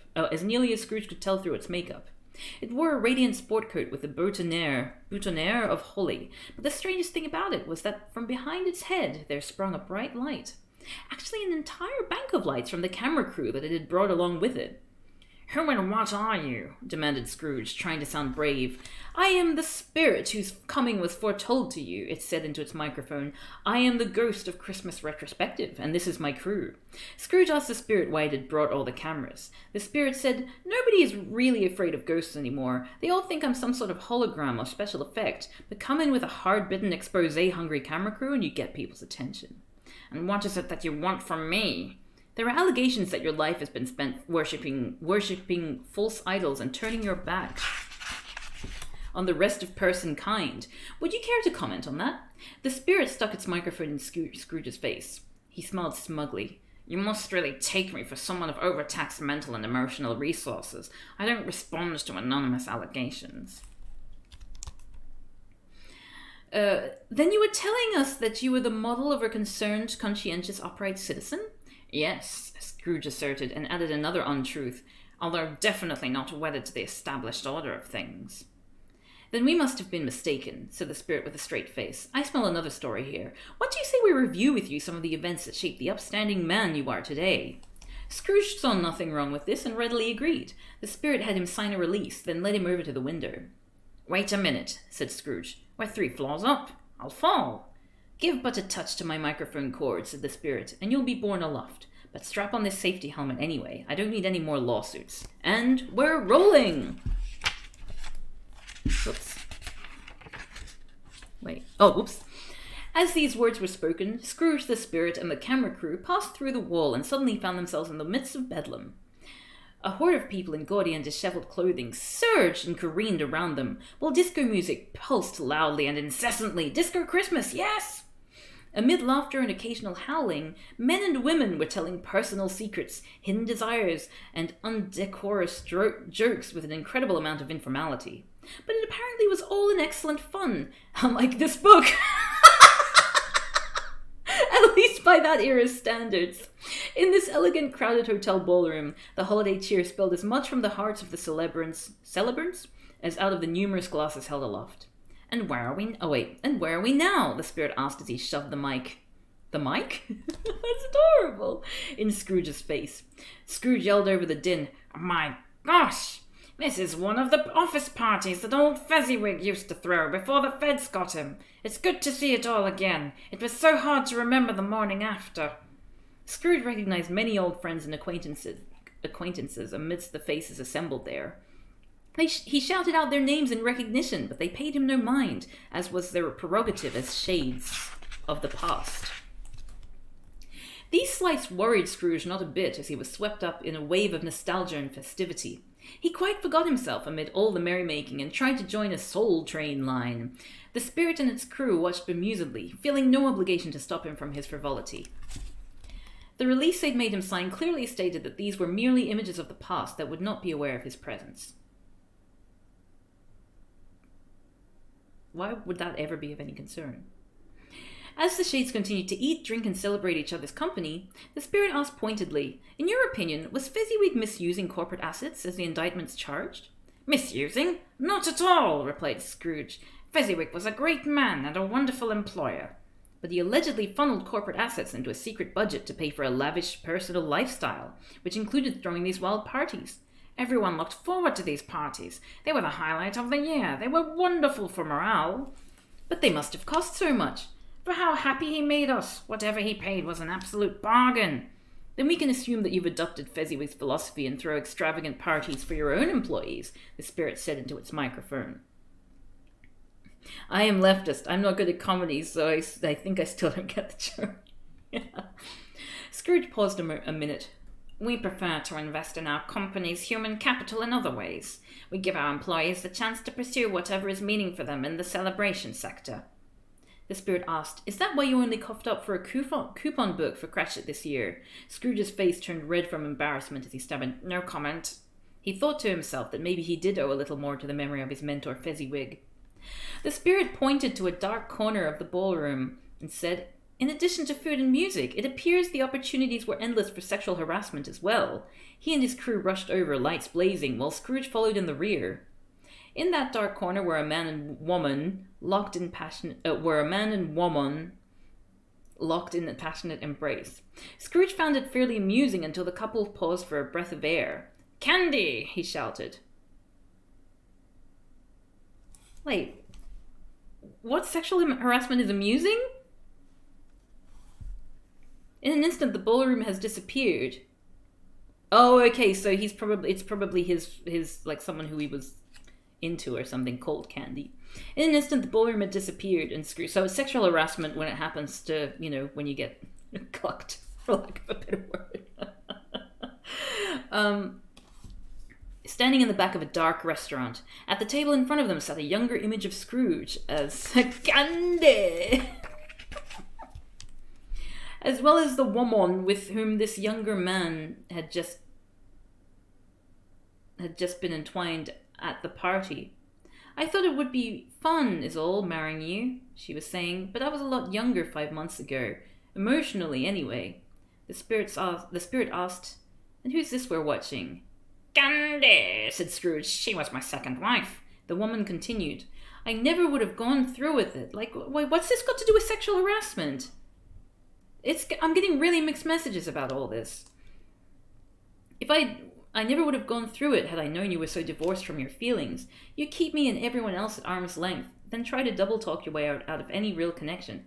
"Candy, I won't say you're wrong," said the younger Scrooge, "but how many people know themselves well enough to realize that they are divorced from their feelings? If I were to admit it, I might even consider this insight a kind of progress." "Oh," said Candy incredulously. Oh, sure, oh." What? Suddenly Candy disappeared, and in her place sat another young woman. "Besides which," this woman said, "you ought to know..." "You ought to know..." I'm not the type of wife who'll smile bravely while her husband holds press conferences to try and clear his name. "Ah!" screamed the genuine Scrooge. "And who would this be?" asked the spirit. "That's Sandy," he replied. "She was my third wife." The point is probably that any interaction of men with women is sexual harassment. Probably. "I don't know what you're talking about," said Scrooge's younger image. "Yeah, right," she said rather ungraciously. "I know all about the stock split and how you're going to screw those poor coffee farmers." The younger Scrooge slapped the table. "We're totally within the law on that one." I don't care, she said coolly. I'm leaving. It's not pleasant watching you sell off your ideals one by one. Then, in an instant, she was gone also, replaced by yet another woman. The real Scrooge said, without being prompted, That's Brandy, my fourth wife. Weird names. Fourth? Asked the spirit. Guess again. Scrooge looked panicked. Fifth? Scrooge looked panicked. Fifth? He asked, not at all sure whether he was correct. And as he stood there watching another set of the angry goodbyes at the table, Scrooge's unbelieving eyes were treated to a parade of the women in his life. Ex-wives, paramours, common-law wives, sexual surrogates? He got some names wrong, as well as their order of appearance in his life, but they all had the same thing to tell his younger self. He was distant and cold. He worshipped success at the expense of his own integrity. He had used each one for his own selfish purposes, and he would be hearing from their lawyers the next day. Spirit, take me home, implored Scrooge. I can bear this no longer. I can't even keep the names straight. But we have more scenes to visit, said the spirit, and we have plenty of tape left.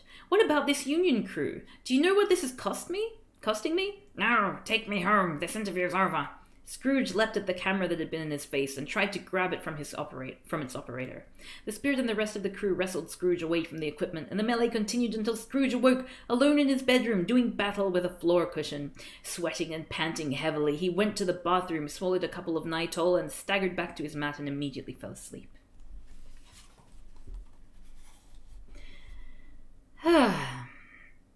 So, what did we learn from that last thing? So it's bad that he lost his ideals. But also women hate him. And also he gets a lot of women. Somehow. Okay, Stave 3. So this is the second lost stave. The second of the 3 spiritual facilitators. Scrooge. Scrooge is a Chad. Why does he have a floor cushion when he refuses to buy a bed? That's a really good point. Scrooge next awoke when his watch buzzed the hour. He peered around but saw no spirits to pester him. Yet an eerie light suffused his bedchamber and intimated that he might not be alone. The source of this light seemed to be in his living room, so Scrooge rose from his mat and walked to the door. He opened the door with his breath held fast and peeked in. What he saw astounded him. Instead of the usual postmodern greys and whites, the room seemed almost on fire with a profusion of warm yellow light from the Yule log blazing in the hearth. The walls and ceiling were so richly festooned with garlands of holly, mistletoe, evergreen, and ivy that it was as if a rainforest, no less biodiversity. Rainforests don't have any of those things! had been transplanted there. Heaped up on the floor to form a type of throne were geese, game, brawn. Brawn? Mussels?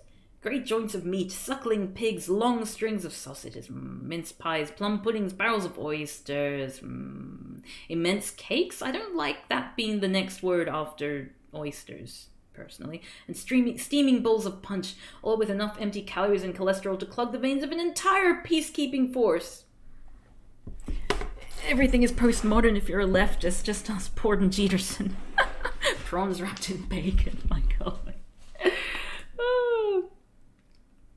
Rainforest, yet another thing to add to the list of things this author knows absolutely nothing about. Oh dear.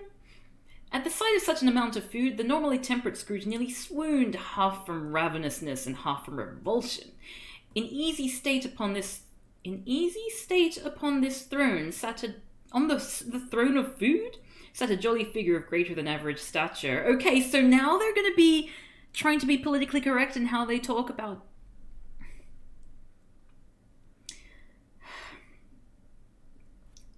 I could appreciate this even slightly more if they had made the tiniest effort to be consistent.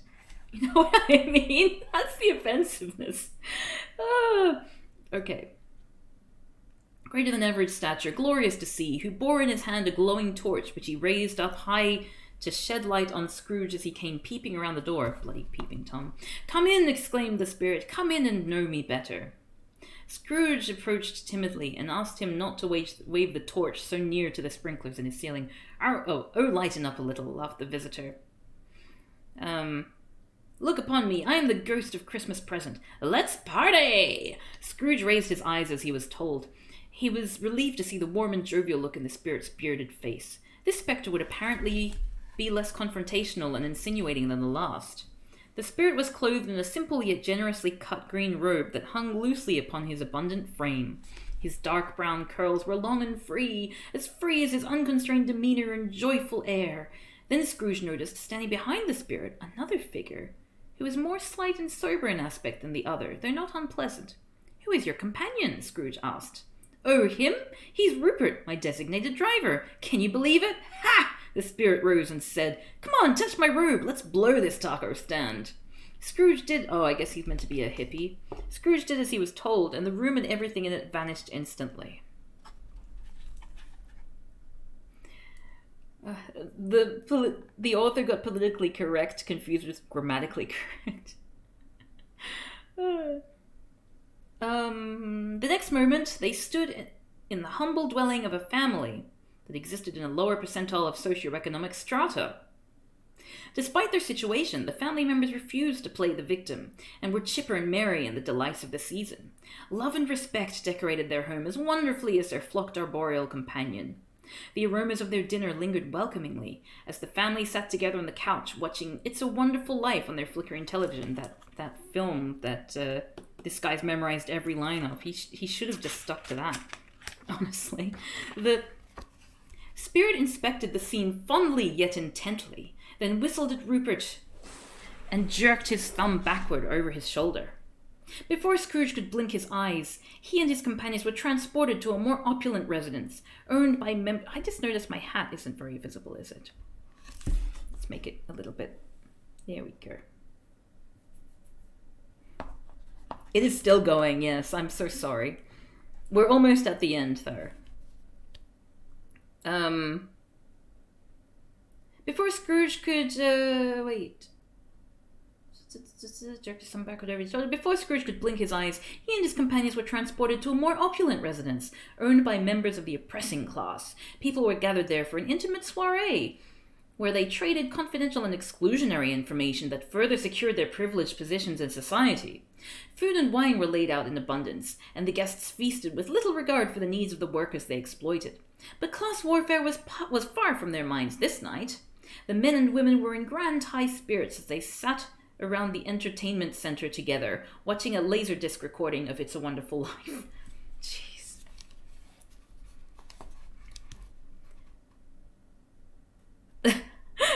I'm glad you like my hat. This hat has a long history. I'm pretty sure this is the hat that was sent to me when I lived in Tokyo. I think people who are regulars in my stream might know that my mother trolls me for Christmas every year by sending me a hat and a ridiculous bear, toy bear, no matter where I am in the world.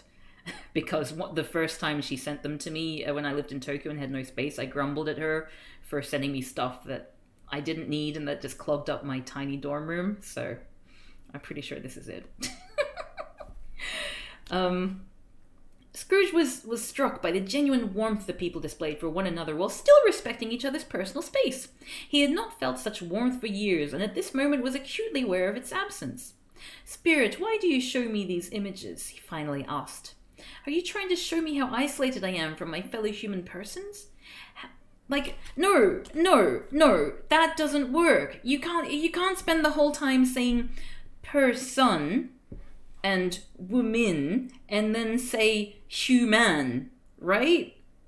Like that. If you're gonna be doing everything as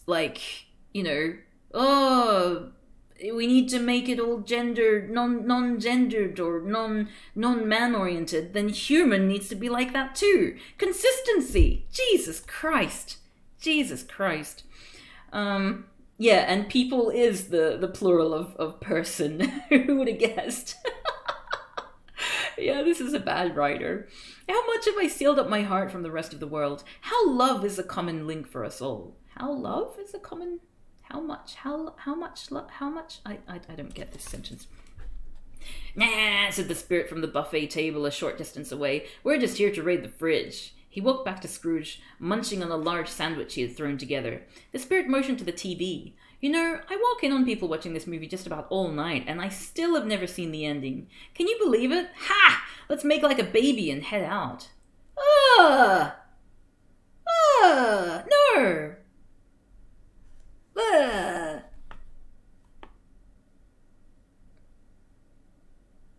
Okay, anyway. And in the briefest of intervals, the three astral travelers landed in an apartment in the city. It was sparsely furnished yet tidy, and the television had been turned off.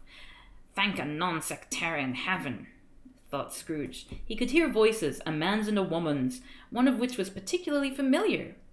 I don't know, the woman said. Things just don't feel festive enough to me. Do you want to pop the fireplace log video in the VCR again? Asked the man. Bob Cratchit, Scrooge blurted out. Is this his house? And this is Mercedes, the person with whom he has a primary relationship. My word. The Cratchits continued their conversation, unaware of the presence of Scrooge or the spirits. Mercedes sighed. No, but it just doesn't feel as joyful and exciting these days as when I was a little girl. There are times when I wish I could stop being an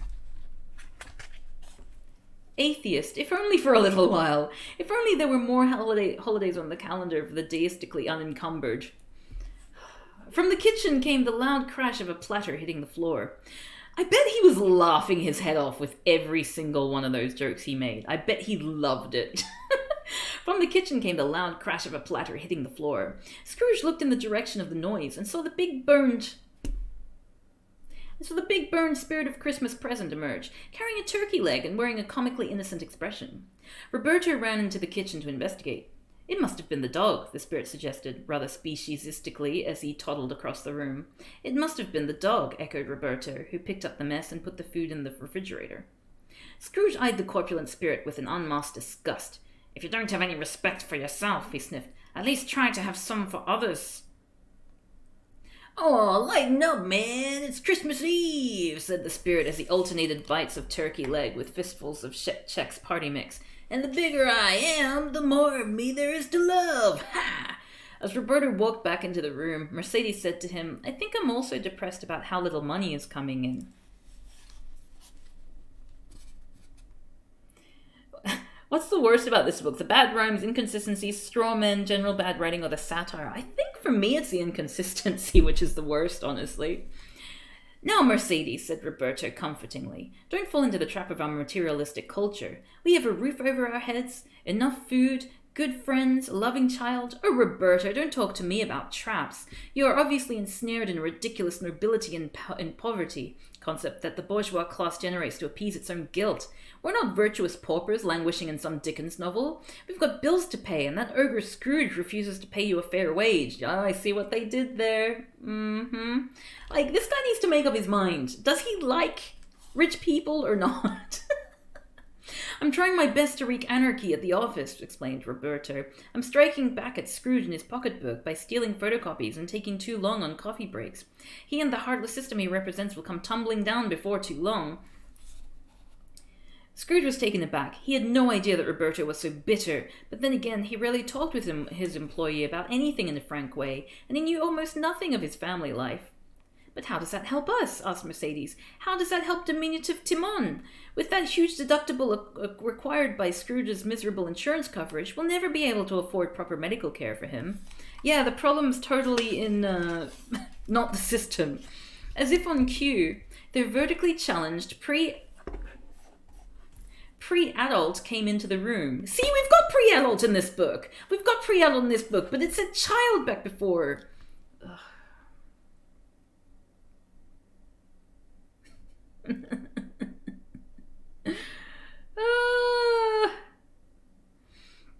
Diminutive Timon was an amiable chap and full of boundless energy. In fact, the only trait that would set him apart from the others in his gender peer group was that his size did not conform to the average. He jumped onto the couch and hugged his caregivers, whose concerns melted away, if only momentarily. Scrooge's heart was touched by the little pre-adult. He turned and asked, This boy, diminutive Timon, what is the matter with him? Nobody knows, Rupert said. His repeated willfulness and bursts of uncontrollable energy have everyone perplexed. At first it was thought his behavior was a simple case of blocked chakras, but now his condition appears to be a birth-induced delayed trauma disorder. What? Scrooge was appalled. Are there no specialists? Are there no telethons for victims such as he? Don't call him a victim, Rupert said. He's merely a person living with a disorder. And telethons, well, they're a little infantilizing, you'd have to admit. Scrooge thought for a moment, then asked, Spirit, is his outlook so irretrievably bleak? The spirit of Christmas present looked him in the face, although his eyes were getting glassy. With bits of food dangling from his beard, he said, If you'd spring for better coverage, you tightwad, at least they could pay for more tests and treatments. Purpley chastened, Scrooge watched the family play together. How non-dysfunctional they were, even with Timon's affliction. Oh, could you imagine that it's possible to live a life when someone has a disability? What? Scrooge sadly envied their warmth and their positive, nurturing interaction. After a while, Bob announced it was time to toast the season. He got out the glasses and the sparkling mineral water and passed them out to Mercedes and Timon. A toast, he said, to this festive season, and may the forces that placed us here, or not, continue to bless us. Timon raised his glass. May a higher entity, if there is such a thing, bless us, every one. They sipped in unison. Then Roberto raised his glass and said, To Mr. Scrooge. Mercedes stopped and set down her glass. Really, Roberto, why spoil our celebration by mentioning him? You didn't let me finish, said Roberto. To Mr. Scrooge for so perfectly embodying the enemy of the working class. May he always inspire us to continue the fight. Mercedes laughed, and so did Timon. They all raised their glasses and drank, and their laughter and joy continued until the spirit slurringly announced it was time to move on. As the scene faded, Scrooge continued to stare, and especially kept his eye on diminutive Timon. I don't really understand what's meant to be upsetting about Tiny Tim in this one. Anyway, the next sound Scrooge heard, besides the fairly regular moaning of the spirit of Christmas present, was the hearty laughter of his nephew. Soon Fred's cozy living room materialized around them, with all his guests who had come there to feast.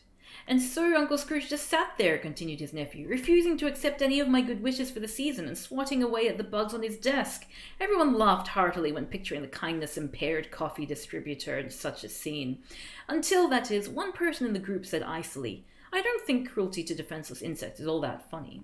Fred's countenance changed to a concerned expression. No, you're right, I'm sorry, he murmured. The spirit guffawed and said something disparaging about the group's sexual adequacy, which they were lucky they couldn't hear. In fact, the spirit laughed so hard at his remark that he lost his balance and stumbled over a footstool with a heavy thump. Scrooge was by now supremely annoyed at the spirit's loutish behavior. What is the deal with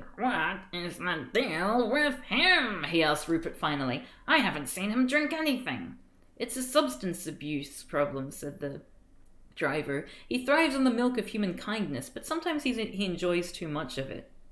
You've got that right, Rupert, buddy, slurred the spirit as he pulled himself unsteadily to his feet.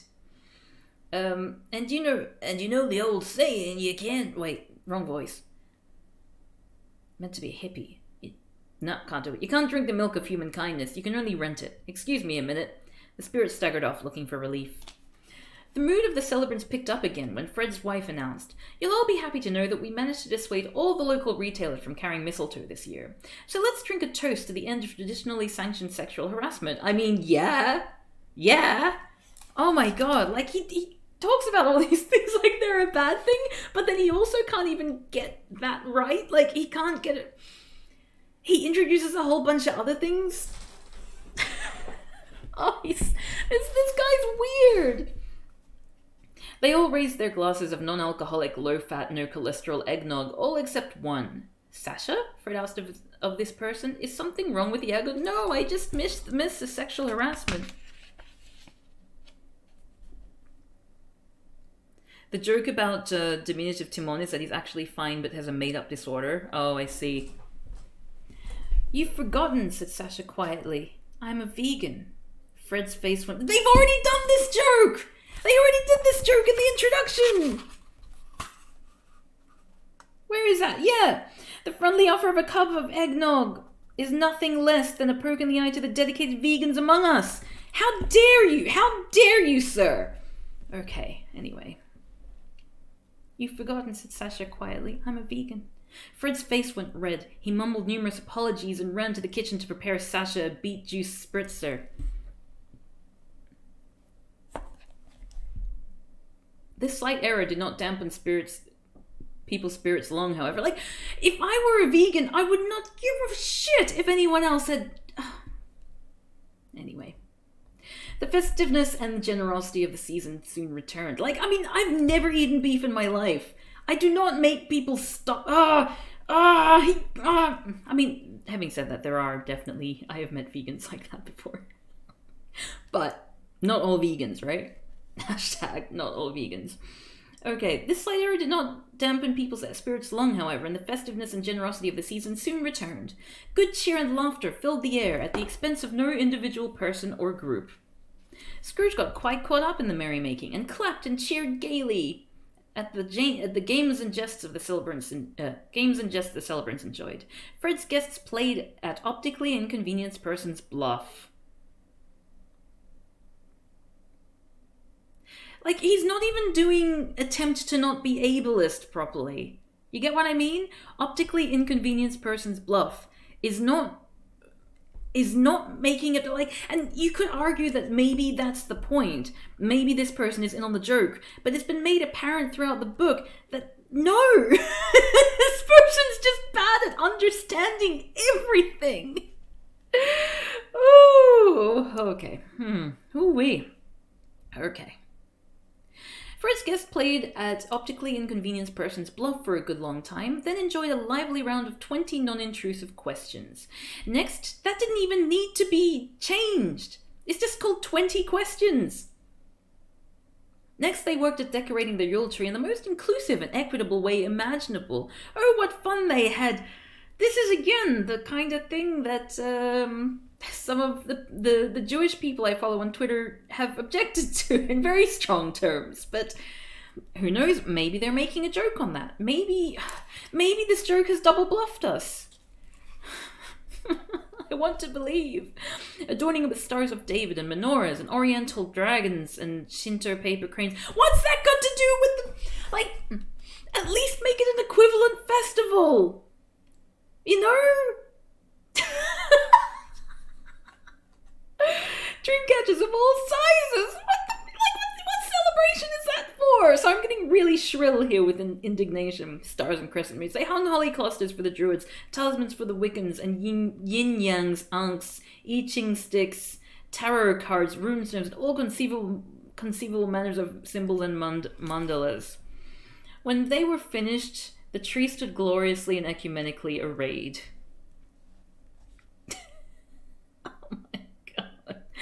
Next on the agenda were refreshments, and Fred's guests did eat well. They feasted on salads and casseroles, fruits and nuts, and naturally sweetened pies and cookies until they could find no more room inside themselves.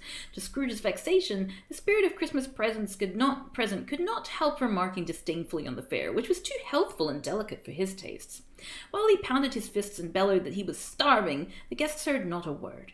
Scrooge and the designated driver both noticed how the strong currents of goodwill were causing the spirit to act very erratically. After the spirit began to flail about and knocked a platter of Baba Ganoush on himself, Rupert led him out to the patio where the fresh air would clear his head. To top off the feast, Fred brought out from the kitchen a steaming platter of low-fat latkes, with generous bowls of applesauce and yogurt. Although everyone was full to bursting, they couldn't resist gobbling a few of the potato pancakes. As the guests settled down around the living room, Fred brought out a menorah he had purchased just that day, and placed a candle in each of the 8 holes. He recited what he knew about the Festival of Lights, okay, that's Hinduism, which admittedly was very little, that is very apparent, and lit all 8 candles, thus compressing a salute to Hanukkah to fit into their busy evening. Wait, anyway. Hanukkah. Is Hanukkah about lights? I know there's something to do with candles. When this guy said festival of lights, was he referring to Hanukkah and that was meant to be like a euphemism for it? Okay. Next, Fred brought out a straw mat and placed it under the menorah. Now it's time for our Kwanzaa celebration, he announced. You'll please forgive me for using the menorah again, but I didn't have time to find a proper kinara at the store, so the guests quickly honored the Nguzo Saba, or 7 principles, while Fred led them in song and mangled the Swahili words he read from his Kwanzaa manual. I'm so glad that it was explicitly stated that they were mangled, because that's definitely what would have happened. They then cleared the table for their celebration of Diwali for their guests of the Hindu persuasion. Well, I mean, That's also what Diwali is. That's Diwali.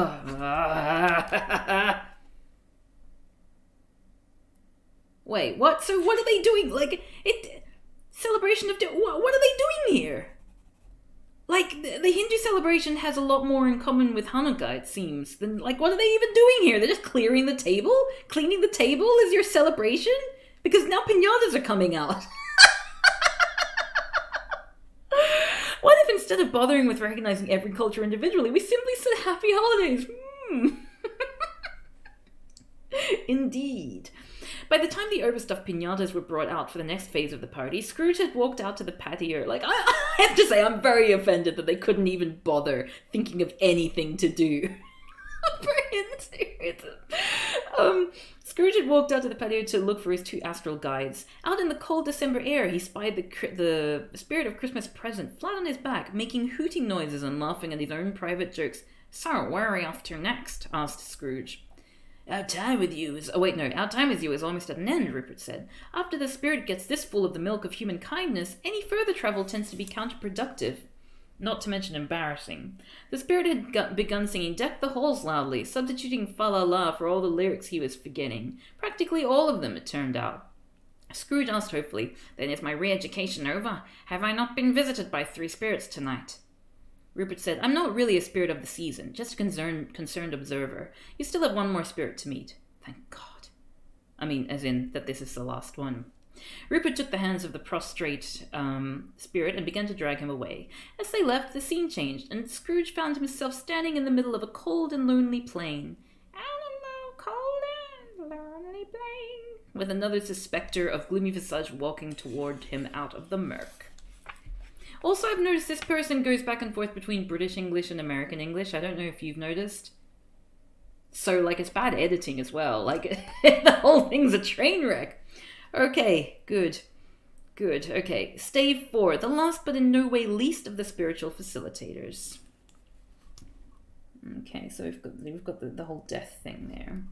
The phantom slowly, gravely, silently approached. When it came near him, Scrooge bent down upon his knee, for in the very air through which the spirit moved, the race seemed to scatter gloom and mystery. For which, of course, we can only blame our own fears and insecurities, which we habitually project onto the unknown. The spirit was dressed in all black. Scuffed black boots, black leather jacket, baggy black shorts, torn black stockings, with an occasional glint from the studs, chains, hoops, and buckles that adorned the spectre's clothing and various bodily parts. Beneath a haystack of bleached and ratted hair, a gaunt, expressionless face was visible. "It's a goth!" highlighted garishly in mascara and black lipstick. As the spirit shambled slowly and somewhat absently toward him, Scrooge could not make out the phantom's gender. Not that such an unimportant variable would be any reflection on his or her skills or authority. I mean, I would go a step further and say, not that it matters. Why are we... Oh my god, the 90s. I hate that... I hate they existed. When she or he stepped beside Scrooge, his or her mysterious presence and the smell of tobacco and stale beer filled the man with a solemn dread. "I am in the presence of the ghost of Christmas yet to come," said Scrooge. The spirit, sorry. Let me scratch my ear. Oh, welcome, Pangolas. You're very lucky. You're here just for the tail end of this book of politically correct holiday stories for an enlightened Yuletide season, where it has become apparent that the author, James Finn Garner, does not know how to do jokes or how to be politically correct. Like what political correctness actually entails. Okay. The spirit answered not, but coughed, scratched, and pointed onward with a hand. "You're about to show me shadows of the things that will happen in the time before us," pursued Scrooge. "Is that so, spirit?" The spirit looked at him without emotion, then gave him the quick combination of a shrug, a nod, and a sneer, which Scrooge took to mean assent. "Ghost of the future," he exclaimed. "I fear you more than any other, because I'm a bit of a control freak and dread the idea of looking into the unknown. I felt that I was making real progress with the last spirit before he became incoherent. Some real growth was happening there, but I know your purpose is to instruct me in the truth, so I place myself in your hands. Lead on. They walked, but made no apparent progress along the misty ground. Instead, the city seemed to spring up around them and encompass them of its own act. The buildings and byways were familiar to Scrooge immediately. Up ahead in the cold street were a man and a woman, whom Scrooge recognized as reporters, to whom he had often leaked damaging stories about his competitors and other enemies. "I don't know what he died of," said the first reporter. "All I know is he's dead." "It must have been a stake through the heart," joked her companion. "That is, if they could find his heart." Ah! The first reporter sighed, emitting an icy cloud. "He's causing me grief, even in the grave. He couldn't have picked a worse time to die. It throws a wrench into the expose I was wrapping up on his Central American land holdings. Now I won't be able to confront him with anything on camera." "Talk to some of the organizers of the farmers' revolt down there," suggested her companion. "You'll get some good video. They're probably dancing in the streets right now." This reads like a parody of a conservative parody of leftism. Very better. That's the thing. I want to believe that that's what it is, but it's just like, there's no way. This person's too sincere. The reporters laughed at that idea and walked on. Scrooge turned to the spirit and asked, "Who do they mean, spirit?" "Oh, who do they mean, spirit? What man were they talking about?" The phantom made no reply, but coughed and pointed onward. Scrooge's figure trembled from head to foot as he thought of his nephew's warm, friendly living room. "I'll tell you this at the outset," he informed the spirit. "I'm not very good with this whole death concept." Further down the street, Scrooge and his malnourished guide walked up on two men emerging from an office, putting on their overcoats and fastening their scarves against the cold. From the section of town, one could assume their profession most likely was the law. One man told the other, "Without a will, eh? That's going to be some catfight." "It'll be years in probate," was the reply. "The creditors are one thing, but with an estate that size, those ex-wives will not give up easily." "Oh, yes, because they're villains in this situation." "They should watch what they ask for," replied the first. "Any stake in that little empire is going to be worth a lot less once the legal fees come due." "Well, look at it this way," chortled the second. "He might have avoided paying for our services while alive, but our fair share of his money was bound to come due eventually." The laughing barristers proceeded down the street, their steps growing ever lighter as they contemplated the great bounty of billable hours. Roald Dahl was also an edgelord? I guess so. I believe, wasn't he kind of anti-Semitic or something? The author's previous book was my introduction to the concept of political correctness. For some reason I thought it was a Roald Dahl book. So you actually read this person's first book? Or previous book? Oh, how interesting. Wow. Someone actually has this person's book, besides me. Scrooge was shaken by their callousness. "I hate to watch a legal mind busy as its ravening work," he told the spirit. "Parasites, one and all. I might have ruined a few companies and careers in my time, but I never charged a fee for it or pretended I was providing a service." Because of what he knew of the spirit's mission, Scrooge tried to find a lesson for himself in all he was witnessing, but the scenes only filled him with dread and revulsion. The relentless silence of the ghostly visitor did not help to soothe him. "Who was this dead man?" he asked. "Is there nothing but cynicism and avarice attached to his demise? Can you not show me something constructive that came of this lost life, or someone for whom his presence and his passing have mattered?" The spirit looked at him solemnly, then gave him the same quick shrug, nod, sneer as before. She or he pointed around a corner, and Scrooge proceeded as indicated through the chilly murk.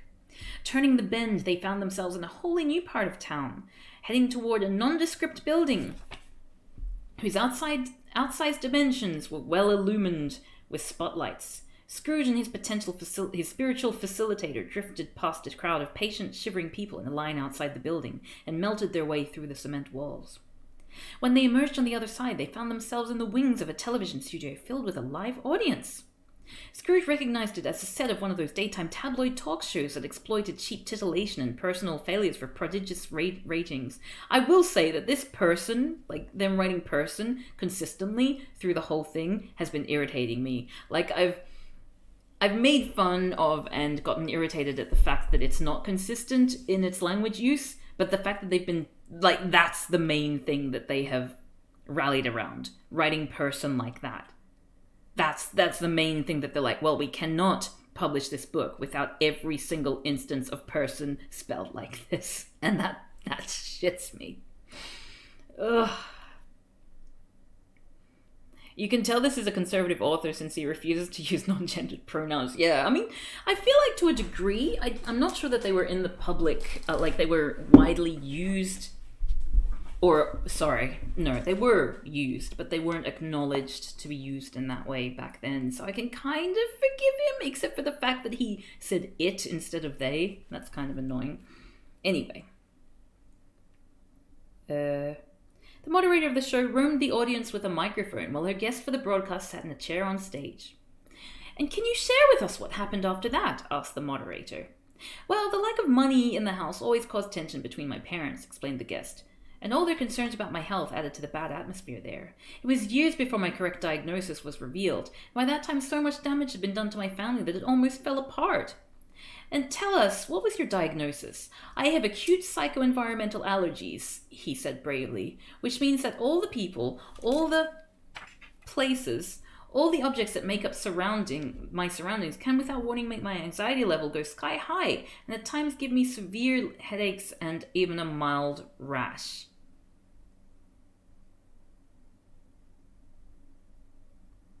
So I believe the chat called it in that this Tiny Tim's illness was psychosomatic or was otherwise considered to be a non-real disease. But like having anxiety and having your surroundings trigger your anxiety is not an uncommon thing. Like they're making it seem like he's just making it up. Jesus Christ. Anyway. I got excited when Cav closed the book. Now I've opened it again. Cav just likes to put their audience through pain. You know me. And you blame your father's employer for all this? Yes, he worked my father to the bone and provided such shabby health coverage that I went improperly diagnosed for many years. The host asked, "What was your reaction to the recent news of that man's death?" The guest sighed. "Relief. I felt justice had been served. Then I felt incredibly guilt and anger from my feelings of relief. This man had somehow wormed his way into my mind and wouldn't let go. For all the damage he'd done to me in his life, it still hadn't relented when he was gone.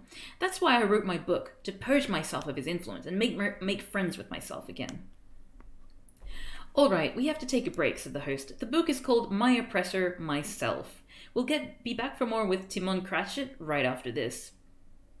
The audience burst into applause on cue, the sound of which caused Scrooge to jump. He stared incredulously at the man on the stage. He certainly looked like Bob Cratchit's son, although no longer diminutive at all. To Scrooge, he looked hale and hearty in spite of his pious and pitiable expression. "What is this all about?" he demanded of the spirit. "How could Timon's fate be tied to mine? How could Timon's fate be tied to mine? I'd never seen him before last night, and I expressed enough concern then, even though he merely looked like a regular rambunctious boy to me.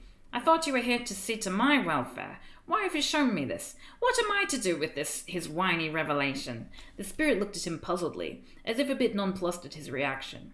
It appeared that getting the message through to this mortal would be a bigger challenge than anticipated.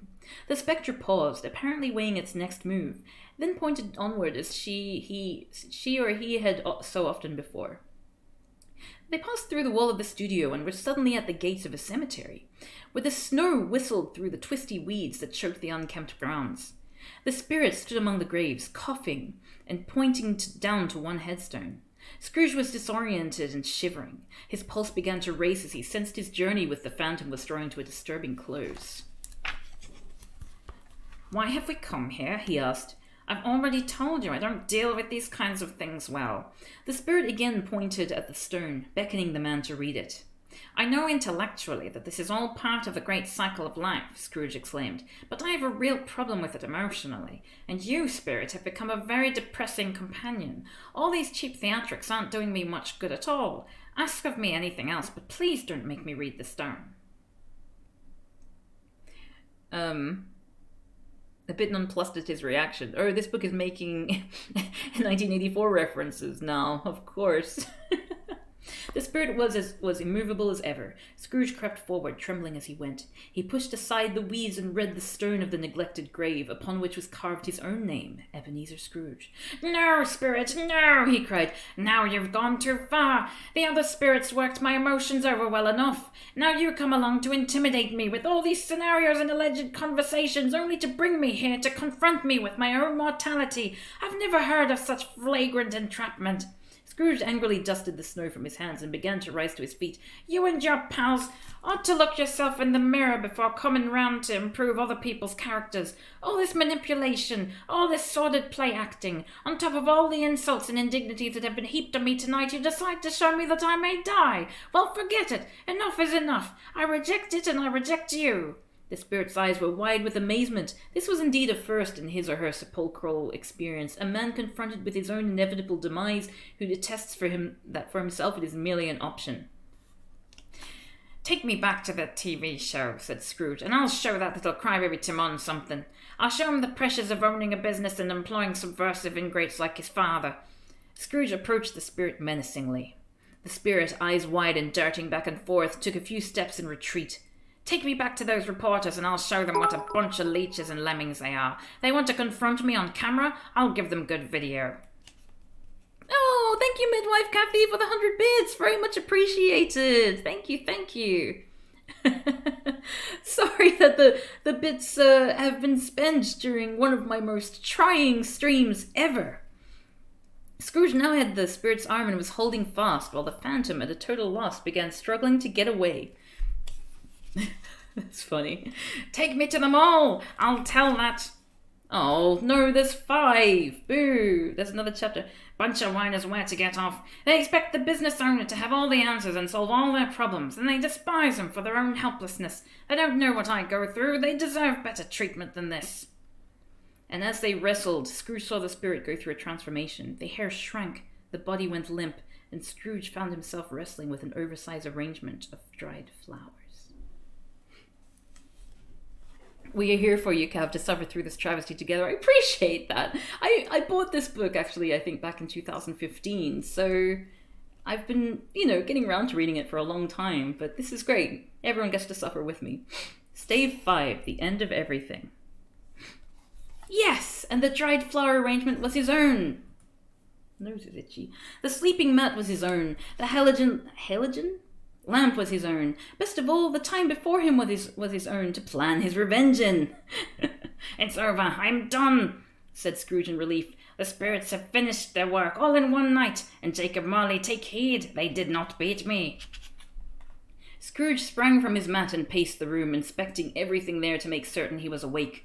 All the while he continued to talk to himself. "What nerve! Rubbing images of possible mortality in my face. They all had their nerve, trying to make me feel guilty. Ha! If anything, they showed me that I'm the product of my environment. All the pressures put on white males." Oh dear. "It's no wonder I'm the way I am. It's not my fault at all." He charged out into the living room, not even pausing to put his clothes on properly. He was too excited, too indignant, too ready to act on what the spirit had shown him. "Thanks, Jacob. You sent the ghost here that I might discover what's real and true, and I found out the truth about what I'd imagined all along. Everyone's against me and blames me for all their problems. So who's the real victim here? Me, that's who." These revelations... I do quite like this twist, I will say. These revelations sent Scrooge into giddy fits. He made many plans for his day and for the near future. "I'll start a radio show to address the abused and underappreciated white males in this country," he said to the empty room. "No, a cable network. No, better still, I'll run for office to protect the interests of white males. I mean, that's already happening. And businessmen everywhere. Woo! Ha ha!" And Scrooge laughed at himself in his agitation, a laugh that would certainly chill anyone who heard it. Red-pilled by 3 ghosts on Christmas Eve. Oh dear. This is Joe Rogan's origin story. Without even pausing for his usual gruel pancake breakfast, I wonder what that tastes like. Scrooge left his condo hurriedly. There was so much he had to do. He had to fire Bob Cratchit for his pilfering and sponging. He had to draw up a will and leave each of his ex-wives a big goose egg. He had so many things to do. Why a big goose egg? But first, maybe it's like a metaphor or something. But first he had to get to his office. Where was his Volvo? Ah, me, I'm so giddy and excited, I must have walked right past it. Ha ha! Scrooge retraced his steps in the small parking lot, then spun around again. He knew exactly where he'd parked it the night before, but now that space was utterly vacant. What? Where? Screamed an incredulous Scrooge. Where is it? Who'd want to steal a 19-year-old Volvo? Infuriated, he was about to storm back inside to phone the police when yet another bright light flashed before him and left him visually non-receptive for the moment. When he recovered, he saw in front of him what must have been another spirit. Yet the appearance of this one was the most mundane and ordinary of any he had seen. Not that there isn't some magic to be found in the mundane and ordinary. There before him stood what appeared to be a middle-aged woman in a navy blue polyester suit that lagged severely behind the fashion curve. Yeah, because it's a woman, we're going to comment on her fashion. That's what we do. Egg! Perfect! Okay. She wore her hair up in a pile that was slightly askew, and her glasses were perched at the end of her nose and fixed around her neck on a chain.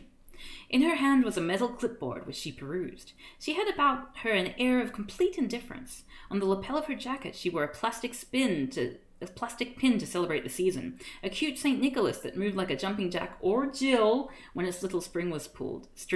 Oh, I had that. I mean, like a Santa version of that. Mr. Scrooge? She asked without looking up from her clipboard. Ebenezer Scrooge? That is I, he said somewhat testily. What do you want of me? I'm in a terrible rush. I'm sure you are. Yeah, I'm sure you are, she said emotionlessly. She flipped a few pages and looked up. I'm here to offer an official apology for all that happened last night. It was something of a mix-up. Scrooge couldn't believe his ears. What? Who are you? How do you know of last night? Last night? I'm the supervisor of Spirit of Intercessory Therapeutics, the Spectre said. I'm in charge of coordinating the caseload of the spiritual facilitators that are working to help persons change for the better at this time of year. I sent the spirits to you last night, as well as Rupert the driver, but my orders were somewhat garbled when I received them, and I'm afraid you were subjected to the wrong therapy last night. Is Unfashionable Woman also shot? No! Shut up! I do other voices. Scrooge's mouth hung open, even with everything he'd been through. Such a thunderbolt he never expected. He felt his anger begin to rise. What do you mean, wrong therapy? How could such a thing be? We do our best, but mistakes do happen. What about Marley? It's no use blaming any particular shade. You must understand, we re-educate thousands of persons every day. We're especially busy at this time of year. You yourself must realize how hard it is to get work done during the holidays. Meddling, incompetent, spiritual bureaucracies, groused Scrooge. I apologize for any inconvenience, the supervisor said, officiously and insincerely, but this is for your own good and everyone else's. According to your psychological profile, Mr. Scrooge, last night's method of therapy would be of no help to you, and might even reinforce your negative traits. I'm afraid this may have already happened. However, there are other treatments.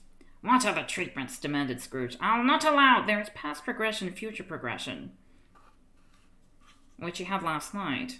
For the severely despondent, we have negative alternative outcome treatment, in which we in the profession refer to as a George Bailey session. But for you, Mr. Scrooge, we have something much more direct and traumatic, but it is for your own good, trust me. What do you mean, traumatic? He asked. Last night was no walk in the park. Your treatment plan calls for rapid materialistic avoidance, the supervisor explained.